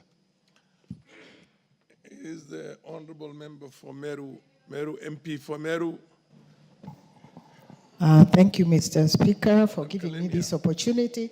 Just to add my voice on this social protection bill, I particularly want to think about the people living with disabilities.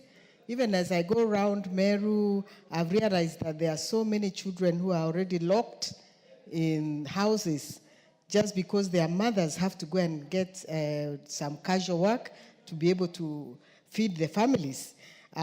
It's so sad because these caregivers for the people living with disability have no even the slightest income. Even as we are thinking about the elder people, of course, obviously, the older people need also an opportunity to get some little help, but I wish that we consider very seriously the caregivers for people living with disabilities because they are not able to go and look for work because they have to take care of their children or even other grown-ups that they live with. The other thing is orphans. Sometimes in an African setup, we think that orphans are taken care of by their uncles or even their grandparents, but it's not the case.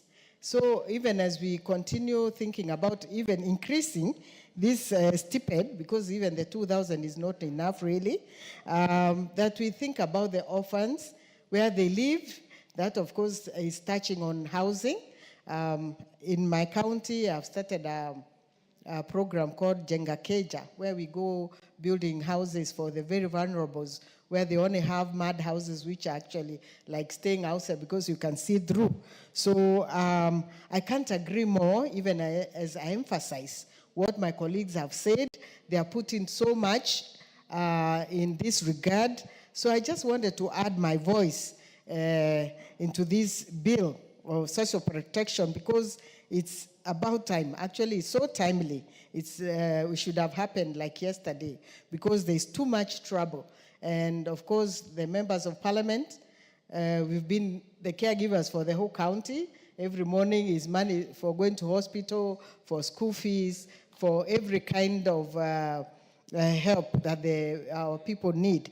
So, Honorable Speaker, I just want to support this motion. Thank you very much. The MP for Westlands, Temonyonyi. Thank you, Mr. Speaker, for also giving me a chance to contribute to this motion. Mr. Speaker, this bill, the object of this bill, Mr. Speaker, is to reduce poverty and vulnerability and improve the well-being of people by providing assistance.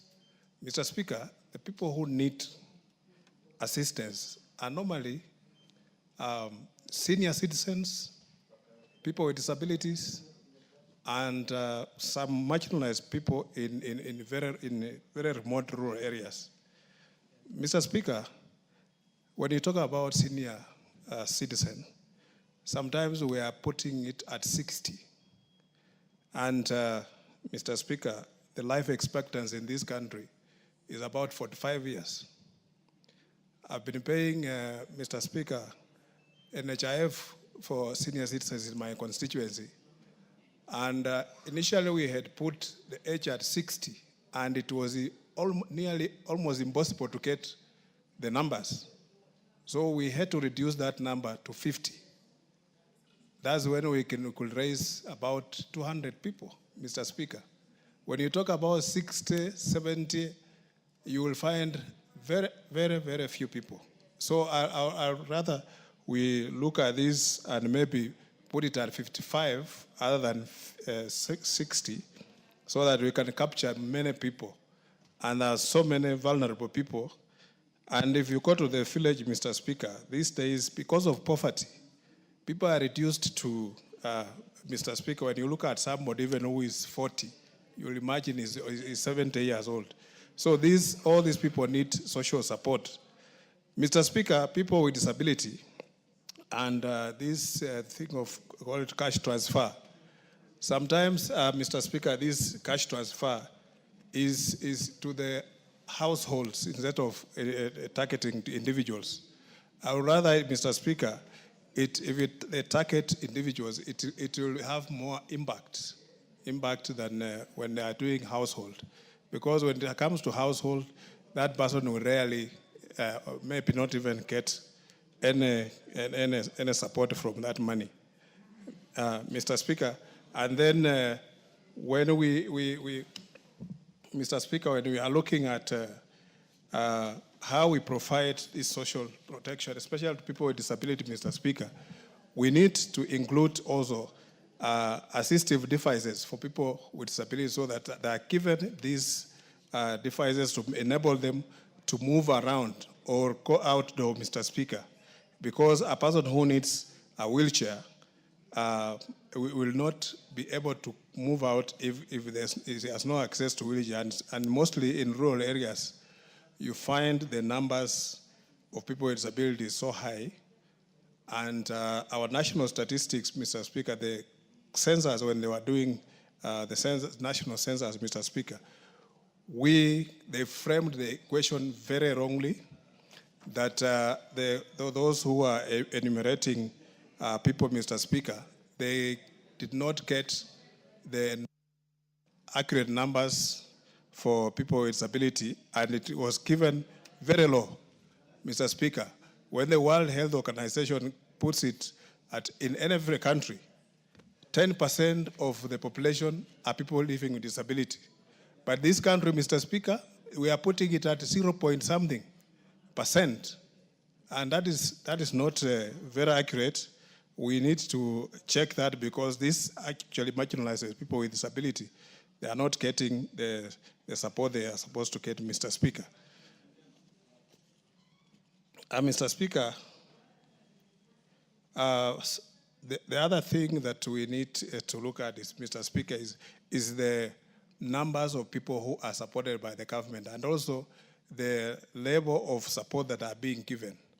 I still believe that 2,000 shillings right now, you look at the value of the shilling is too low. If that money maybe could be raised to 5,000 and also expand the numbers, because when you come to our constituencies, when you count the people who are getting that cash transfer, there are very few. So we just need to change the way this thing is done and then include more people. These people are very few, the numbers are very negligible. So if we don't, Mr. Speaker, reach out to as many people as we can. And I'm also not very comfortable that this transfer is done through the chiefs. This, Mr. Speaker, maybe there's a better way we can do it, because some chiefs also just behave, they don't behave well. They even make it more difficult for these people to access their money. So it will be better if we use the constituency offices. The constituencies, Mr. Speaker, I think will provide more accurate information and will also be very effective in terms of transferring that money to the people, Mr. Speaker. Mr. Speaker, I think I support this bill. Thank you very much. Madam Barto.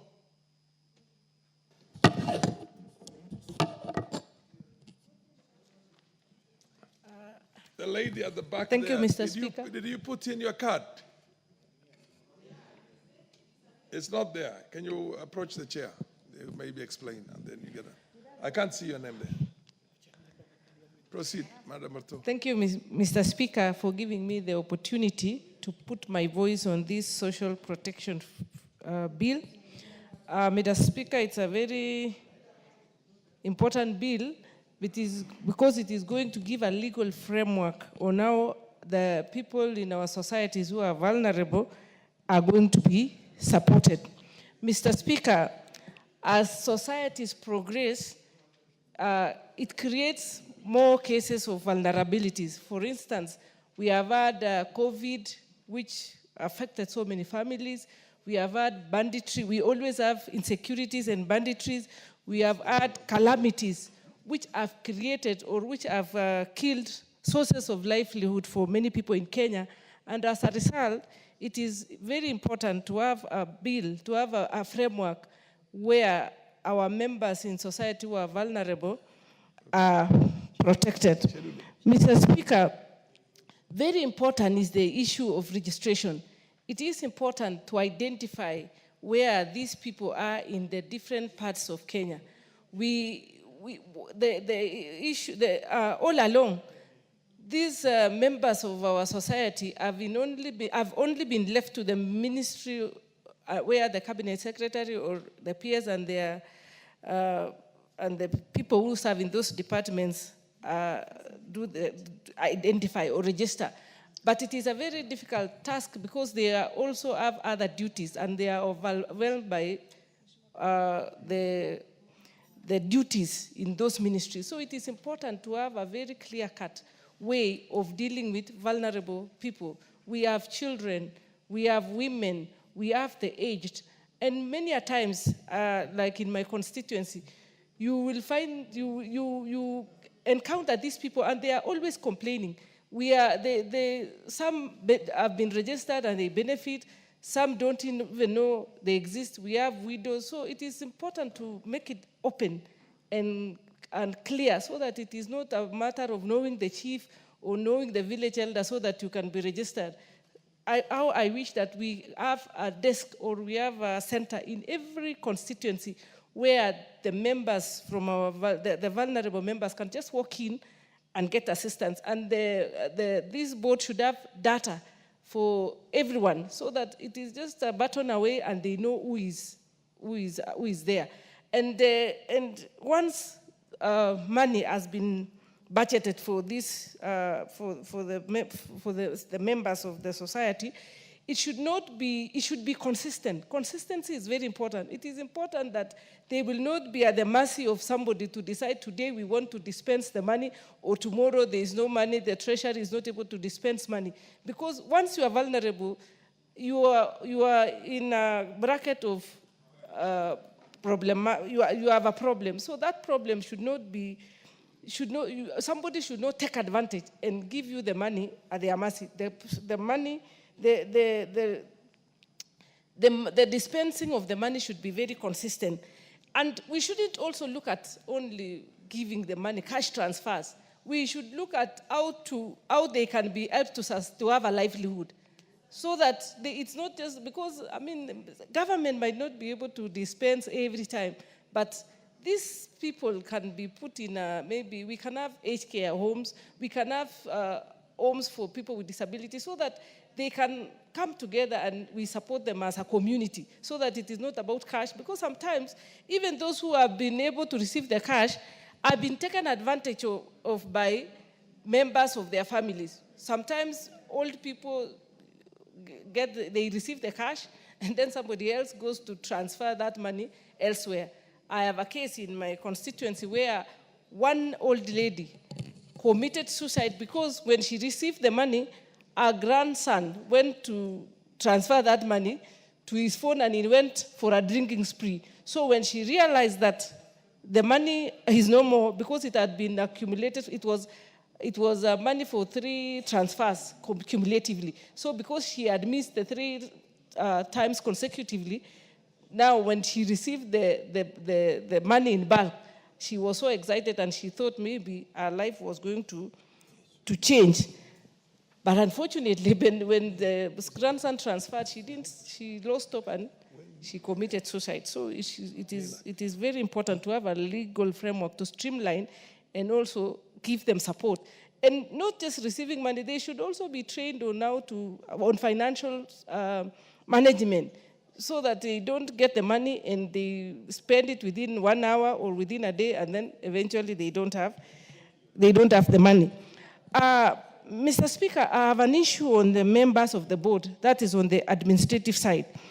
I realize that for you to be a member of the board, you must be having a degree, and also you must have an experience of 10 years. When I read it, I thought about young people. You see, we are supposed to be inclusive as much as possible. Any bill, anybody should have inclusivity. So I'm imagining, for one to have a degree in Kenya, you will, if you went to school early, the earliest you can get a degree maybe is 23 years or 21. And then now it adds that you must have 10 years experience. So 10 years experience means plus 10, so you are 33. So I realize that it is going to lock out young people. So I hope it should be revised so that, that element of 10 years experience, especially for young people, shouldn't apply, because it means it is going to disadvantage them. So I support the bill and look forward to it getting operationalized, so that we sort out this problem of people who are vulnerable in society once and for all. Because in Kenya right now, as society progresses, we are creating a gap of those who have and those who don't have, those who are vulnerable and those who are, and the world is very unkind. If nobody holds their hands, they will just be left, and it is our duty as religious people to take care of the vulnerable, because that is the duty which, it is our duty as a government. It is a biblical duty to support the vulnerable. Otherwise, Mr. Speaker, I fully support the bill, and I look forward to it getting operationalized. The Honorable Tandasa, I think if you take as little as time as possible without repeating what has already been said, you will have an opportunity for all the members, because there's a lot of interest in this matter. Proceed, Honorable Tandasa. Asante, Mheshimiwa Spika. Kwanza nisimame kwa kuunga mkono huu mswada, kwa sababu kama ingekuwa ni kwa sisi ambao tuna dini ya Kiislamu, hii ningeifananisha na ule mfumo wa zaka ambao tunasema wale ambao wana uwezo wana jukumu la kuwasimamia wale ambao hawana uwezo. Na hapa ninasisitiza neno uwezo, ambao katika mikataba ya uwezo tunazungumzia mafukara. Fukara ikiwa ni ule mtu ambaye hana chochote, hajui atakula nini, atalala wapi, atakunywa nini. Alafu na maskini ikiwa ni ule mtu ambaye ako nacho lakini hakuimtoshi. Pengine angetaka kula chapati mbili, lakini kwa wakati ule hana uwezo wa kula chapati mbili, inabidi ale moja ama nusu pamoja na familia yake. Huyo ni maskini. Kwa hivyo mswada huu na uunga mkono kwamba unafuatilia ule mfumo wa dini, kwamba lazima kama jamii tuweze kuwasimamia. Fedha ambazo watakuwa wanapatiwa ni fedha ambazo ni mapato yetu, ni yale marupurupu, ni ushuru ambao tunatozwa wale ambao tunafanya kazi, ni ushuru wanatozwa wale ambao wanafanya biashara na kupata faida. Kwa hivyo ni mfumo mzuri wa kuona kwamba hawa wenzetu wanaweza kusaidika. Sioni kwamba miaka ni kiegezo. Nikiunga mkono mswada huu, sioni kwamba miaka ni kiegezo, kwa sababu upo uwezekano wa mtu ndio kuwa na zaidi ya miaka 60 kama vile mswada unavyosema, lakini akawa na uwezo. Na kwa vile tunajua Wakenya, na hili tumeliona hata kwa mfumo wetu wa ile fedha tunayotoa ya CDF, ijapokuwa CDF basari inatakikana iwe ni ya yule mlalahoi, yule ambaye hana uwezo, lakini inatokea kwamba hata wale ambao wana uwezo bado huwa wanajaza hizi form kwa minajili wakisema hii ni pesa yetu, ni pesa ya serikali, ni pesa ya bure. Kwa hivyo ninahofia kwamba ikiwa miaka ndio itakuwa kiegezo peke yake, basi upo uwezo, kwa sababu mtu amefikisha miaka 60, basi moja kwa moja kusema naye anastahili, ambayo italeta upungufu wa fedha ambazo zinaweza kutolewa. La pili, Mheshimiwa Spika, ningetaka kuongezea kwamba pesa hii isitolewe kwa umoja, kwamba kama ni 2,000 kila mtu apate 2,000, kama ni 3,000 kila mtu apate 3,000, kwa sababu tunajua watu wana mahitaji mbalimbali. Kwa hivyo hii bodi ikishaundwa iweze kutengeneza sheria na kanuni za kuona ni vipi wataweza kumjulia mtu hali yake ya kiuhalisi. Huyo anastahili 3,000 kwa maisha yake na uwezo wake na familia yake, ni sawa. Huyo anastahili 10,000 kwa sababu ya majukumu alionayo pengine na maradhi alionayo, basi aweze kupatiwa fedha kulingana na mahitaji yake, sio kwamba kuwe na kiwango maalum ya kila mtu apate, ni kama kila mtu ana mahitaji sawa. Mheshimiwa Spika, naunga mkono na asante kwa kunipa fursa hii. Honorable Daud MP for Meru. Thank you, Mr. Speaker. Thank you, Mr. Speaker. Mr. Speaker, I support this bill, social protection bill, but I want to disagree with Honorable Tandaza, because when he talks about others getting more than the others, that will be a way of corruption. So when even the 2,000 which they are getting, in fact, we should now talk about the indigents, they are called indigents, who should be getting more than 5,000, because we should peg it to the inflation of the money which was there when when I first entered Parliament in 2013 during the 11th Parliament. And Mr. Speaker, we need to move it away, the registration. In my constituency, in the year 2014-15, when people were being registered for all people, you will not believe, Mr. Speaker, a lady was brought in a Mercedes-Benz, a big car, to be registered to get that 2,000 shillings, Mr. Speaker. And it was such a shame that she was registered at the end of the day, and she was, okay, she may have been old, but she was well-to-do, and she did not need that money to go to her account. Mr. Speaker, we need to narrow down. In the last Parliament, in the 12th Parliament, I went to the office of the PS of Labor, Social Protection, PS Marwa. I asked for a list of the people who are getting this 2,000 shillings. You will not believe it, Mr. Speaker. It took 2 years and I never received the list. I went there 5 times to get a list so that I could know who are the people getting it. So there is no transparency in the people who are getting it. The money goes to the banks. Sometimes we are told that 3 months money has not come. So we wonder when the old people who are going to get the money from the bank and they are told the money has not come, and we are being told in Parliament that the money has been released. Who is eating that money? That is what we need to be told. If this bill will streamline that position, and we need to know how to devolve.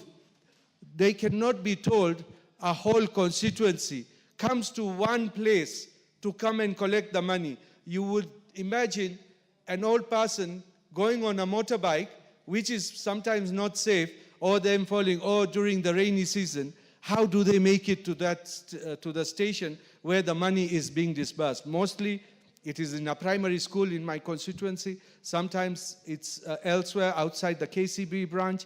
We need this board, whichever will be appointed, that it streamlines how people are going to get the money. And there are many people out of the net. They need to be registered, because the people who have passed away, how are they being replaced? We do not know. The disabled, how are they being put onto the roster so that we know what is happening? So, Mr. Speaker, when we come to change, when we come to do amendments, I would want to even do an amendment that the money should be increased. And secondly, the mode of them getting the money should be there, because it should go right to the village, and taking them onto the register, putting them onto the register, let it be done transparently, because if it's as if you know a chief is when you will be registered. If you do not know a chief, you will never get on that register. With those few remarks, thank you, Mr. Speaker, and I support, but with amendments. Honorable MP for Samburu East, Lekumentari. Lekumontari. Lekumontari, Mr. Speaker. Thank you, Mr. Speaker. Mr. Speaker, I rise to support this bill, Mr. Speaker. Mr. Speaker, our elderly people right now and the disabled on the ground are really suffering. And Mr. Speaker, this bill will come and help us to solve some problems. Mr. Speaker, when this social protection was rolled, sometimes I remember, Mr. Speaker, it came as maybe they were giving a trial. And that's why, Mr. Speaker, the startup of 2000, which we know right now, it cannot really help, Mr. Speaker. And Mr. Speaker, people may not know some places in this country. If you look at maybe the way these people are getting money, Mr. Speaker, there is nothing they are getting for sure. And I think we needed a law which can ensure that these people will get what they are supposed to get. If you look at Mr. Speaker, sometimes back, whoever is responsible for these elderly, they want maybe to verify that these people are still alive. But a way of verifying the people is really a challenge, Mr. Speaker. And I think if there is a body and people who are responsible, they will have a way of verifying that these people are alive.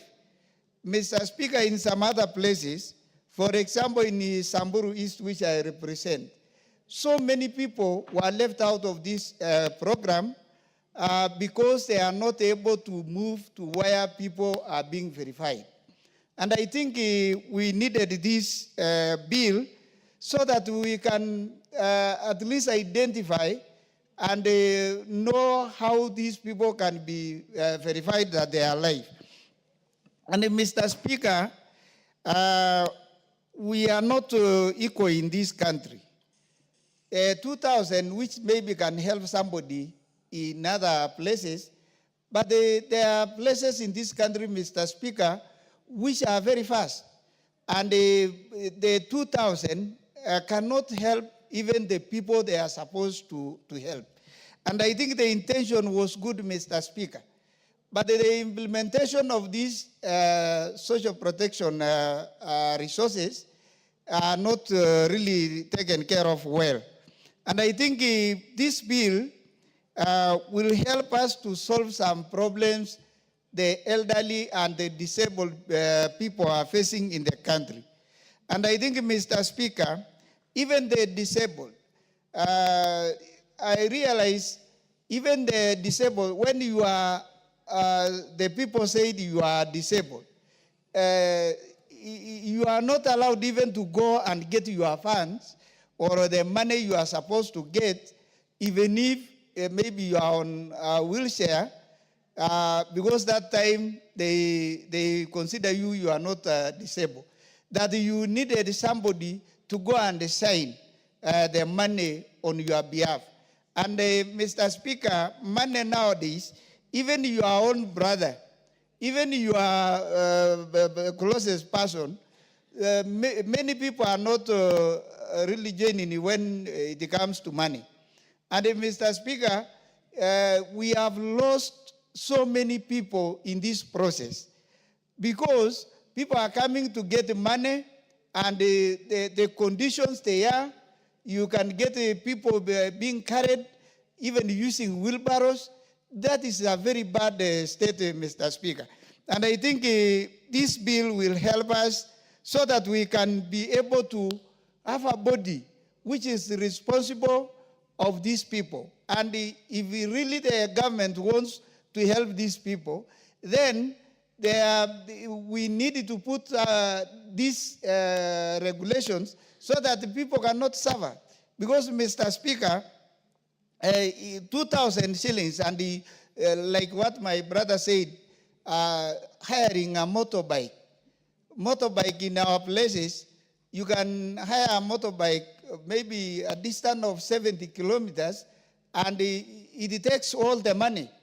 So somebody will come and just get the money and give to the motorbike, and then again they will run to us that we need transport to go back home.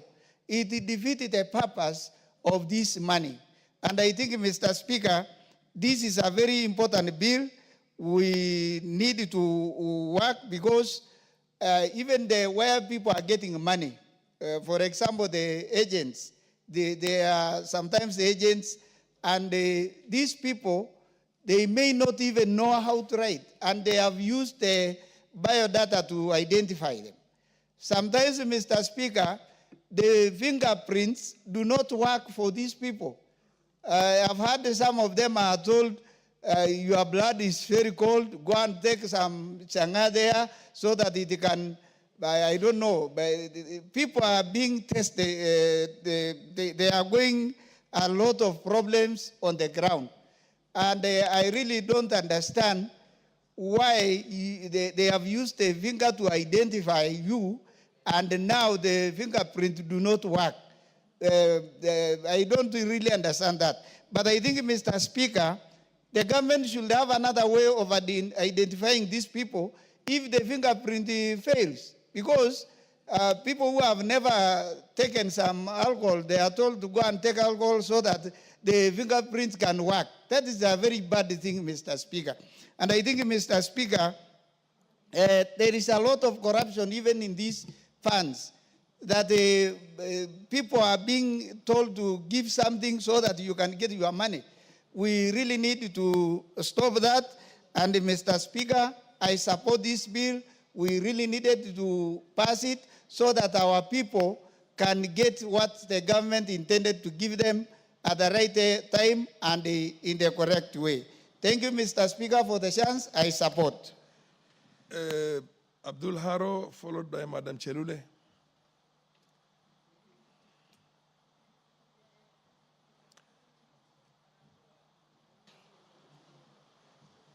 Thank you, Honorable Speaker. From the onset, I stand to support this bill, the Social Protection Bill 2025. Honorable Speaker, this bill and the program it intends to create is a very important bill which has come at a very timely moment in our country. Honorable Speaker, the principal object of the bill is to reduce poverty and vulnerability. A lot of Kenyans have fallen into poverty as a result of a lot of vulnerabilities, which have been resulted because of the so many things happening around us, including the too many conflicts that are happening around us, the pandemics, recessions, environmental disruptions, and economic crisis. Honorable Speaker, as a result of that, a lot of Kenyans have fallen into poverty and a lot of Kenyans have faced a lot of vulnerabilities. And the bill is aimed at improving the well-being of the people by providing assistance, services and programs that build human capital and cushion people against risks and contingencies throughout their life cycle. Honorable Speaker, this bill aims at expanding the already existing social safety program. For example, currently, the government is spending almost up to 31.3 billion to support elderly, to support persons with disabilities, and to support orphans. What this bill is intending to do is to expand that bracket so that to include and cushion workers affected by disruptions. For example, if you lose your job, the intention of the bill is to cushion you against that. Honorable Speaker, the bill has defined who is a person in need, which includes orphans and vulnerable children, people who are in poverty and elderly members, persons with disabilities, and persons in extreme poverty, and persons affected by shocks. Honorable Speaker, the bill is also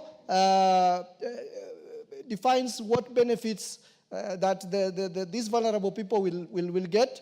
For example, it's very innovative in the sense that it's not just targeting providing assistance, which includes cash programs and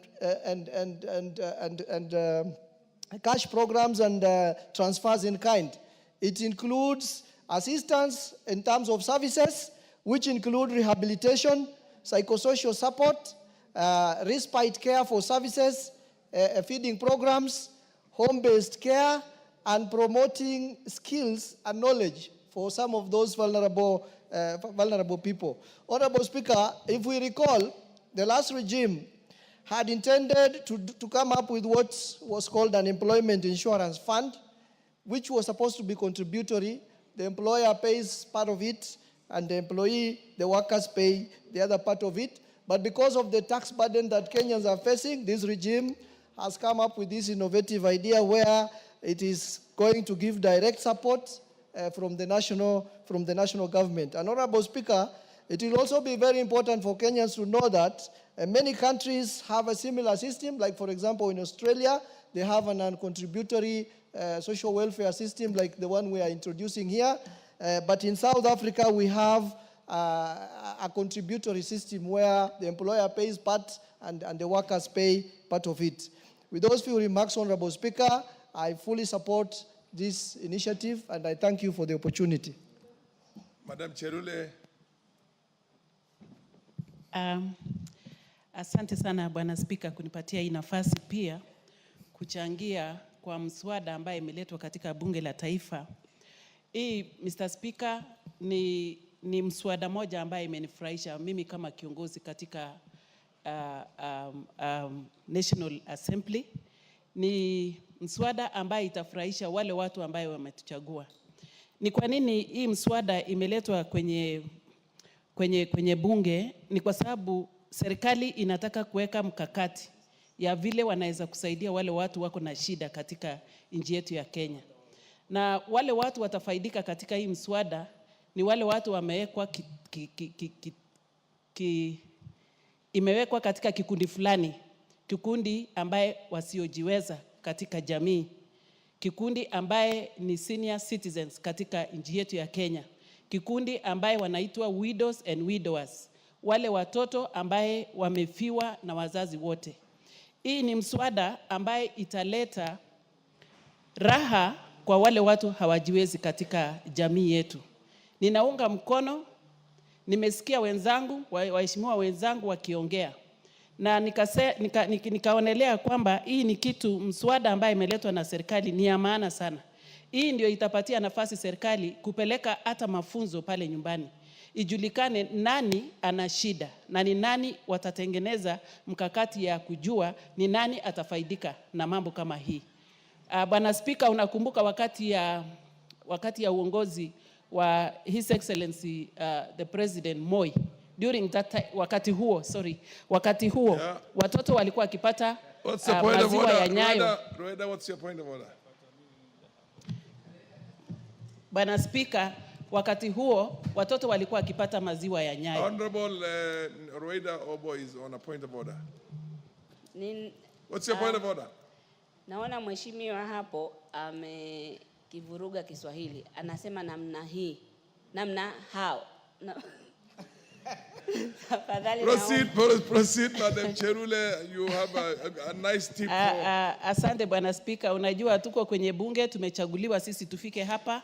Hakuna kiongozi ambaye anafaa kupeleka mwingine kwa shule. Hii ni Kiswahili yetu ya kule nyumbani, na hawezi kufananisha na Kiswahili yao ya Lamu ama ya Mombasa. Lakini yale yote ambaye nimesema, yes, imeeleweka na watu wangu. Yes. Pengine watu wake hawawezi kuelewa Kiswahili yangu. Lakini Bwana Spika, nimechagua kuongea kwa Kiswahili ni kwa sababu ninataka wale watu ambaye walinichagua nikuje bunge hii waelewe, na watu yangu wanaelewa.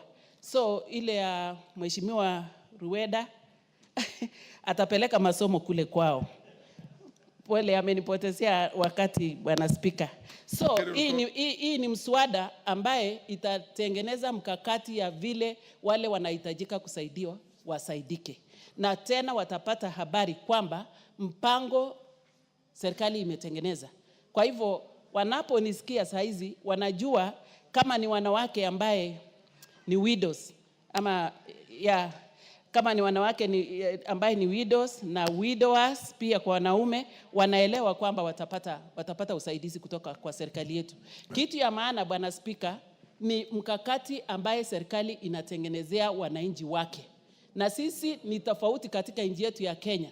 Hao watu ambaye tunaongea juu yao ni wale watu wazee, hawana hata usaidizi wa wowote, hata nyumba. Na unajua Bwana Spika, hii mambo ambayo tunaongelelea katika bunge hili ni mambo ambaye imewekwa kwa katiba yetu ya Kenya.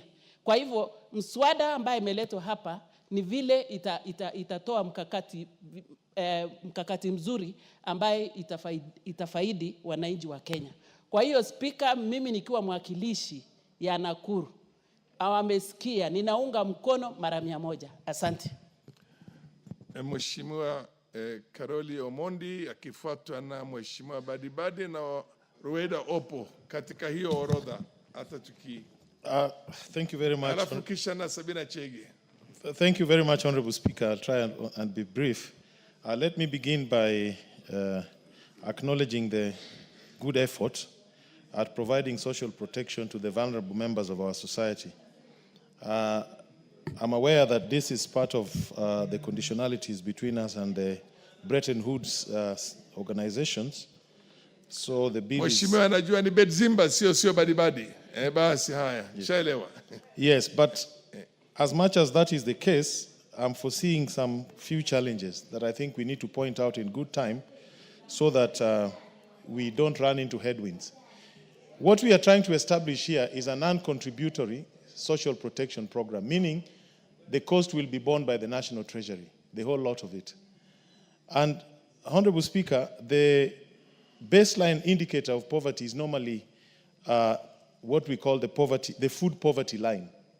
Food poverty line, in other words, they'll tell you what a human body needs in terms of nutritional requirements or food energy requirements, the amount of calories you should consume in a day. And this is then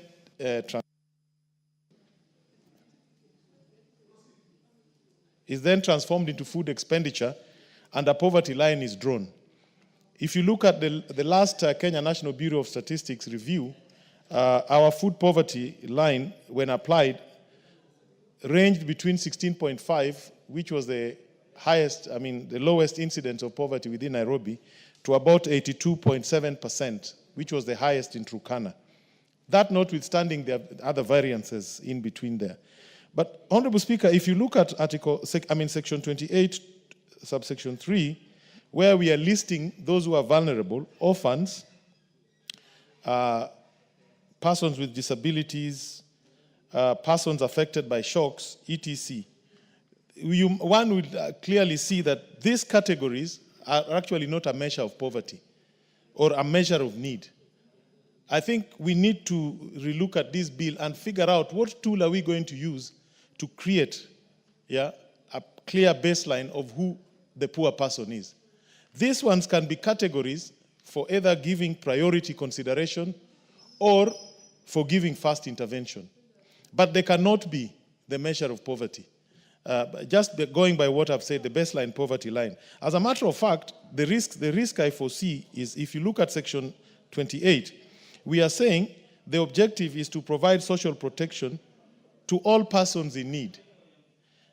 In other words, what will happen, somebody somewhere will go to court and say, I'm not being catered for, and probably will get a court order and halt the entire process.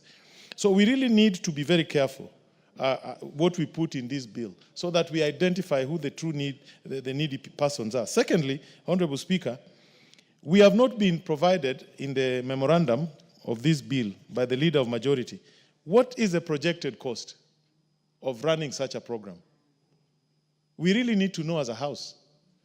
And I'm sure the Parliamentary Budget Office as well as the Treasury must have done some math as to what this particular project will cost. As a Parliament, I think we need to see that. Thirdly, Honorable Speaker, there are other forms of social protection.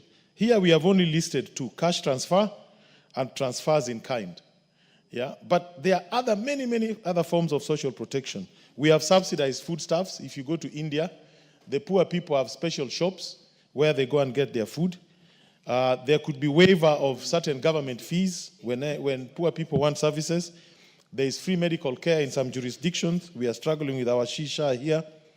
There's a component of community health workers, which we are... Honorable Thank you, members. Mr. Yeah. Honorable members, Honorable Karoli Omondi, you will have an additional 7 minutes when the debate resumes. Honorable members. And then you will be followed by the Honorable Bedzimba, Honorable Obo, and Honorable Chege in that order, once we resume debate on the same matter. In the meantime, the time being 1:02 p.m., this House stands adjourned until today, Wednesday, the 23rd of April, 2025, at 2:30 p.m.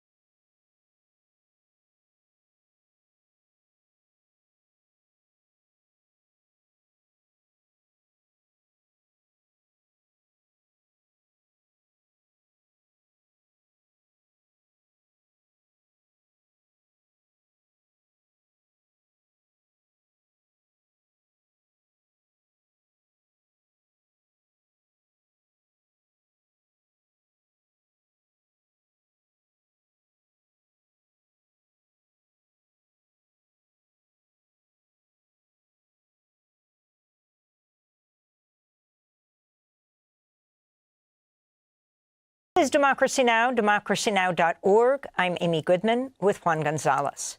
We end today's show on the campus of Harvard University as the Ivy League institution pushes back against President Trump's attacks on higher education.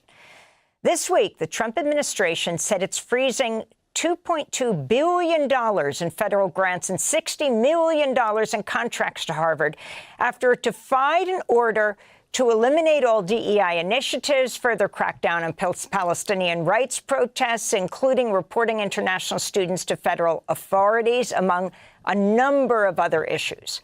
Harvard President Alan Garber wrote in a letter to the school community Monday, quote, "The university will not surrender its independence or relinquish its constitutional rights. No government, regardless of which party is in power, should dictate what private universities can teach, whom they can admit and hire, and which areas of study and inquiry they can pursue," unquote.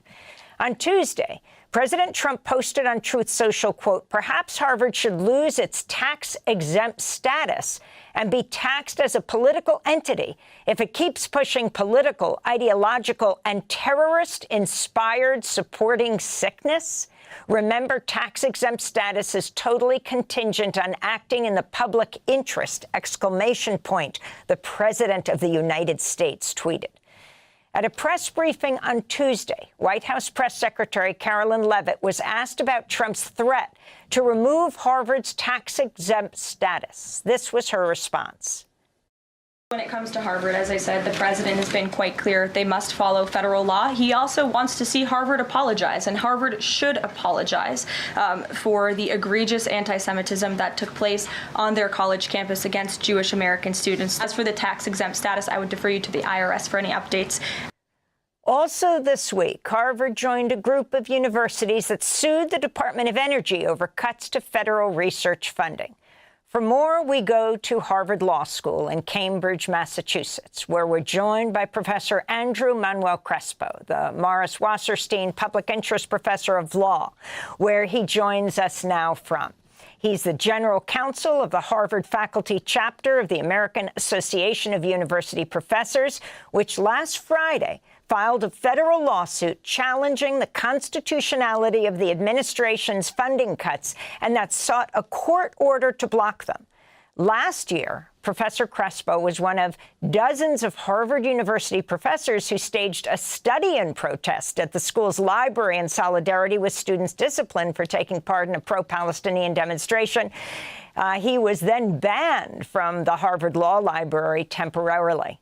We welcome you, Professor, to Democracy Now! Can you talk about the stance that Harvard has taken, which has surprised many? Yes, and thank you for having me. It's really wonderful to be with you. I think it was really encouraging and important to see the Harvard administration leadership here send the letter that it did to the Trump administration. You know, our chapter had gone to court, as you mentioned, a few days prior to file a lawsuit to block these cuts from happening because these cuts are unquestionably unconstitutional. Our Constitution has a First Amendment that protects freedom of speech, and as the U.S. Supreme Court has made abundantly clear, academic freedom on university campuses is a central component of that right to free speech. What the Trump administration is trying to do is use massive coercive pressure and threats to make universities across the country switch to talking about what the Trump administration wants them to say. He wants to control what's said in our classrooms, what's said on our campuses, what we research about, what we write about, the questions we ask and the answers we give, so that they fit the ideological agenda of the Trump administration. That's dangerous and it's unconstitutional. We went to court to stop it from happening, and I was really glad to see our leadership here at Harvard a few days later follow suit and say that they are not going to accede to these demands. And Professor Crespo, I want to congratulate the AAUP chapter there for taking this stance, but I'm wondering why didn't since it appears to be so clearly illegal to do this, why the university itself hasn't gone to court? Well, we'll have to see what happens there. You know, the university is taking its own sort of deliberations into account. It has big questions ahead of it. These are hard questions. You know, no university should be in this position. No institution in this country should be in this position. It is dangerous and scary to see the President of the United States threatening law firms, trying to bankrupt them when they dare to go to court and file suits that try to hold our government to account under the laws of this country. It's dangerous and scary and authoritarian to see the President of the United States trying to bankrupt our leading research universities because he wants to control what they're teaching, control what they're saying in the classroom. I mean, this is a critical point to realize. In the demand letter that the Trump administration sent to my university Friday night that became public on Monday, one of his demands was to have the school appoint, or allow him to appoint, a federal overseer who would audit every course on this campus, every department, to try to figure out if it met the ideological balance that's preferred by the Trump administration. And that federal official would then require us to hire new teachers to teach the way that Trump wants us to teach, to change our courses. This is absolute outright efforts to take over federally what is taught on American campuses. It's a move that we see in countries across the globe when dictators are trying to come into power. We've seen it in Hungary, we've seen it in Russia. That is the exact move that the Trump administration is trying here right now. I want to turn to, now Vice President J.D. Vance, but this was him speaking in 2021 at the National Conservatism Conference in Orlando, Florida. I think if any of us want to do the things that we want to do for our country and for the people who live in it, we have to honestly and aggressively attack the universities in this country. We have to attack the universities of this country. Professor Crespo, you have talked about Trump's demands, and now Trump-Vance demands, saying that they're right out of the authoritarian's playbook, and you just talked about other countries in the world. Explain exactly what you mean, and the many demands that the Trump administration has made of Harvard. Of course, it did it of Columbia, and you might have something interesting to say about Columbia caving to those demands, making demands of Northwestern, where one is in Chicago, saying that they'll cut $750 million. Brown University, they'll cut $500 million. Explain exactly what they're demanding Harvard do. Well, I think it's so critical that you played that clip from the now vice president from years ago, because I think it really makes clear what this is all about. You know, the Trump administration is asserting and claiming in these most recent threats that it is trying to purge these universities of anti-Semitism. Now, look, I am second to no one in making clear that anti-Semitism is something that is vile. I think of it as a form of racism and intolerance, but that is not what these investigations are about, as evidenced by the fact that J.D. Vance was talking about the universities as enemies years and years ago. This is an effort to try to take over the ideological agenda of the country by taking over universities. It's an effort, when I say a page out of the authoritarian playbook, I'm talking about what we learn from lessons of history and across the globe. When people come into power and try to control and hold on to power contra the norms of a constitutional democracy, they attack the critical institutions of a free and open society. They attack the press, they attack the courts, they attack the legal profession, and they attack universities. And that is exactly what we have seen this administration doing relentlessly over the first months of its second term. Why is it putting all that energy into this at the beginning of its term? Because it knows that those are the institutions where open and free inquiry, where dissent, where protest, where critical thinking, where questioning are not only prized, but treated as the core value of the institution. This is a university, like so many others across the country, where diversity of viewpoints is celebrated, and not only celebrated, but central to our mission. I teach at a law school. Every year I stand up in front of hundreds of students and try to get them to lean into all the different ways in which they disagree with each other in productive and exciting ways. That's how new knowledge is formed. When you try to suppress that type of differences of opinion and impose your own ideological agenda on a university from the government, you're trying to suppress speech on a campus. And I think the reason to do that is because people know that open, free inquiry and free speech are some of the critical aspects of maintaining a democracy in the face of threats to it. So that's why I say it's a page out of that playbook. The demands that have been made of our university make that clear. This demand list goes so far beyond even anything remotely touching anti-Semitism. They're asking us to shutter all programs and offices related to DEI. Now look, we know from experience in Florida and when Ron DeSantis did the dry run of this with the universities there, that the administration uses DEI as a code word for saying they want us to stop teaching anything about race or the American history with respect to questions about our racial history. They want us to stop teaching questions about social inequality. They want us to stop researching about the impact and the different and disparate impacts of different policies on different groups of people. They want us to stop pursuing the truth when it touches on parts of our American truth that they don't want us to acknowledge or talk about or study or try to redress, because they have a political agenda and they know that universities don't, that universities are trying to pursue knowledge where we find it. Yeah, I wanted to ask you what your thoughts are of how other universities should be acting. Clearly, Harvard is in perhaps the best position with more than $50 billion endowment to be able to withstand these kinds of cuts and attacks. But higher education institutions around the country, especially even public universities, have already started to cave in to a lot of pressure from the Trump administration. What is your advice to these other institutions? It's such a critical point. I mean, you are right. Harvard is the best positioned to take this stand. It's the most well-known and wealthiest university in the world, and that's why so many of us here, including our AAUP chapter, felt that we had a moral obligation to take this stand at the front of the line. But the hope is that we are not going to be doing this alone. There is no institution that by itself can stand up to the onslaught that is coming from the federal government right now. It's a dangerous onslaught, and the only way to resist it is, in fact, to stand together. That's why I think it's so important, and we're starting to see statements from other university presidents across the country, from other leaders throughout the sector, from former President Barack Obama, standing up in favor of higher education, explaining not just to the other members of this sector, to our other faculty colleagues at other schools, university leaders at other schools, but to the American people, just how critical higher education is, not just for the people on these campuses, but for the country. I mean, this is something we want to make sure everyone understands.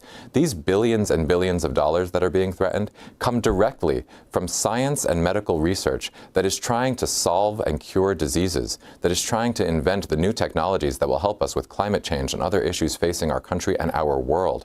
Everyone in the world benefits when the federal government partners with American research institutes to find these new solutions to the most challenging problems of our day. And everyone in this country benefits, going beyond scientific research, when we have universities that study American history so that we don't repeat the problems of our past and so we can understand where we come from and what our values are. When we have law schools that teach about the rule of law and how central it is to the ongoing existence of a constitutional democracy. When we teach literature and art and dance and poetry so we remember why it is that we flourish as human beings. These are essential aspects of a thriving society. If you try to kneecap your universities, you're kneecapping your country. You're kneecapping the people across the world who depend on your research and your discoveries. That's why this is so dangerous, and that's why this whole sector has to come together. I'm proud to be a chapter of a national organization, the American Association of University Professors, that has been leading the way with faculty members across the country taking initiative to file lawsuits, to organize on their campuses, and to try to build that network of solidarity across the profession and across the sector. What do you think was the reason Harvard took this stance? I mean, the reason so many people were stunned is the stances it's taken before. I mean, first you have the ousting after a congressional hearing of Claudine Gay, the president. And then you have the ousting of the head of the Middle East Department. It was really seen as a beginning of a way to deal with the Trump administration. You yourself were banned from your own library for supporting pro-Palestinian students. But now, this enormous turnaround. Well, I think there's potentially a couple of factors to it, Amy, although I don't know. I mean, I haven't been speaking with the leadership of the university directly and don't know their thinking on it. But I'm glad to see their actions. You know, the timeline here is when these threats happened, our chapter went into a real crisis mode, and we decided that we needed to file this lawsuit. And we had terrific help from wonderful law firms that rushed in to help us. And within a few days, we were in court. And we were filing our complaint on behalf of our chapter, on behalf of the professors here at Harvard who are harmed by this, and on behalf of our students. I wanted that lawsuit was filed Friday night. I wanted to quickly ask you, I'm going to cut you off because I wanted to get to the law firms, and we just have a minute. A judge just ruled on behalf of Sussman Godfrey that the Trump administration's executive order against this law firm can't stand for the moment. We did an interview with Steve Sussman, more than a decade ago. Amazing, pioneering lawyer who represented an indigenous community in Alaska against big oil because of climate change. But it's not just Sussman Godfrey. It's all of these law firms. You're a law professor. The significance of this attack on law firms. The attacks on law firms are one of the most dangerous things we're seeing. Look, one of the key checks that we have seen so far in the early days of the Trump administration on these authoritarian power grabs have been actions in court. Now, the president keeps flirting with the idea of not obeying court orders, but so far, the courts have been holding, and you need lawyers to bring those cases in court. So instead of attacking the courts directly, what he's doing is attacking the lawyers. He's trying to intimidate the entire legal profession into standing down and leaving him a free, open path to do whatever it is that he wants. He understands that law can be a check on authoritarian moves. So he's trying to bankrupt these law firms. Now, every law firm that has gone to court so far has gotten a quick and strong order from a judge protecting them from these executive orders. That should be a strong signal to every other law firm out there. What the Trump administration is trying to do with these attacks is unconstitutional. You are lawyers. You can go to court and you can file for that type of protection. And I hope that each time a law firm does that, it will breed more and more courage across the profession, because that's another sector that needs to stand united and stand tall in the face of these threats.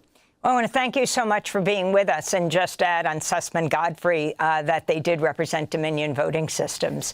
Andrew Manuel Crespo, Morris Wasserstein, Public Interest Professor of Law at Harvard Law School, General Counsel of the Harvard Faculty Chapter of the American Association of University Professors, which has filed a federal lawsuit challenging the constitutionality of Trump funding cuts that sought a court order to block them. This is Democracy Now!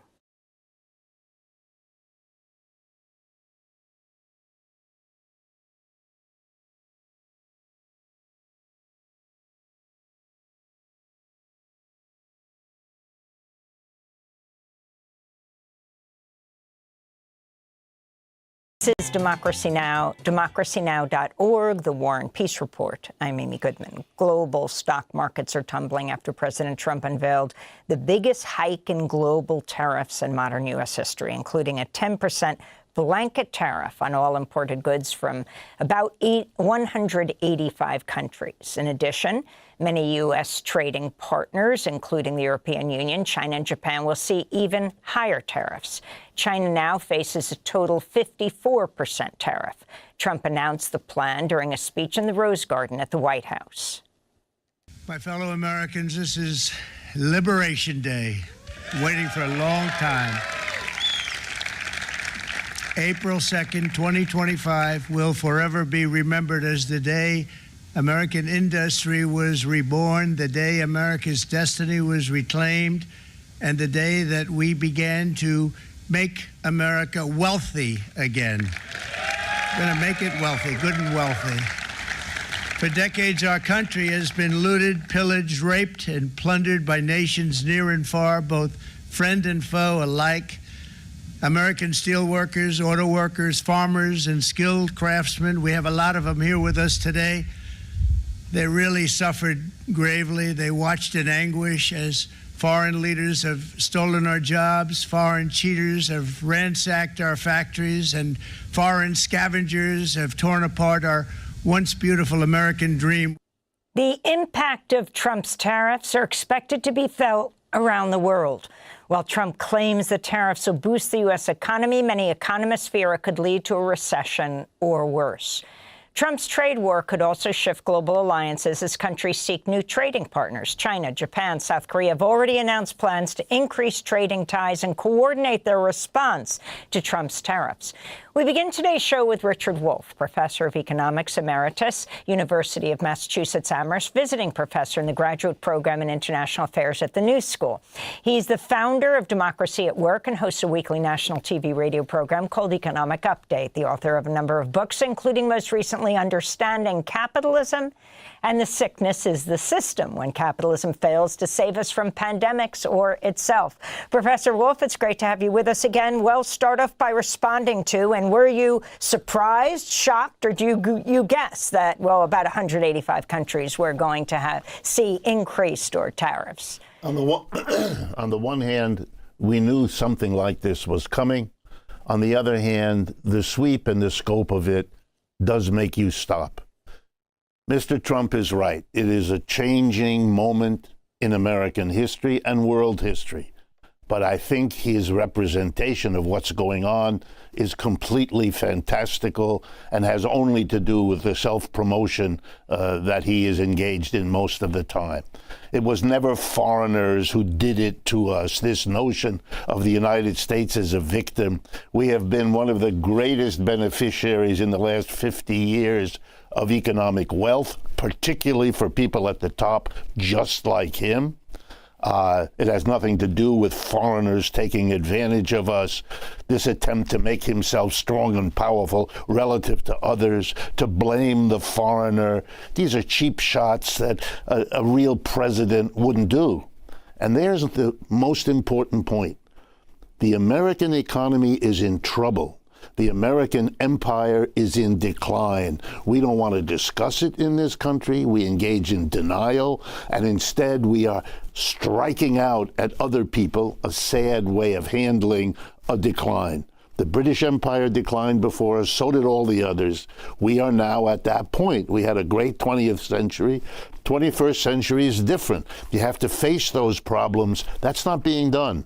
What's being done is to say we have difficulties, but they're all somebody else's fault, and we're going to solve it by punishing them.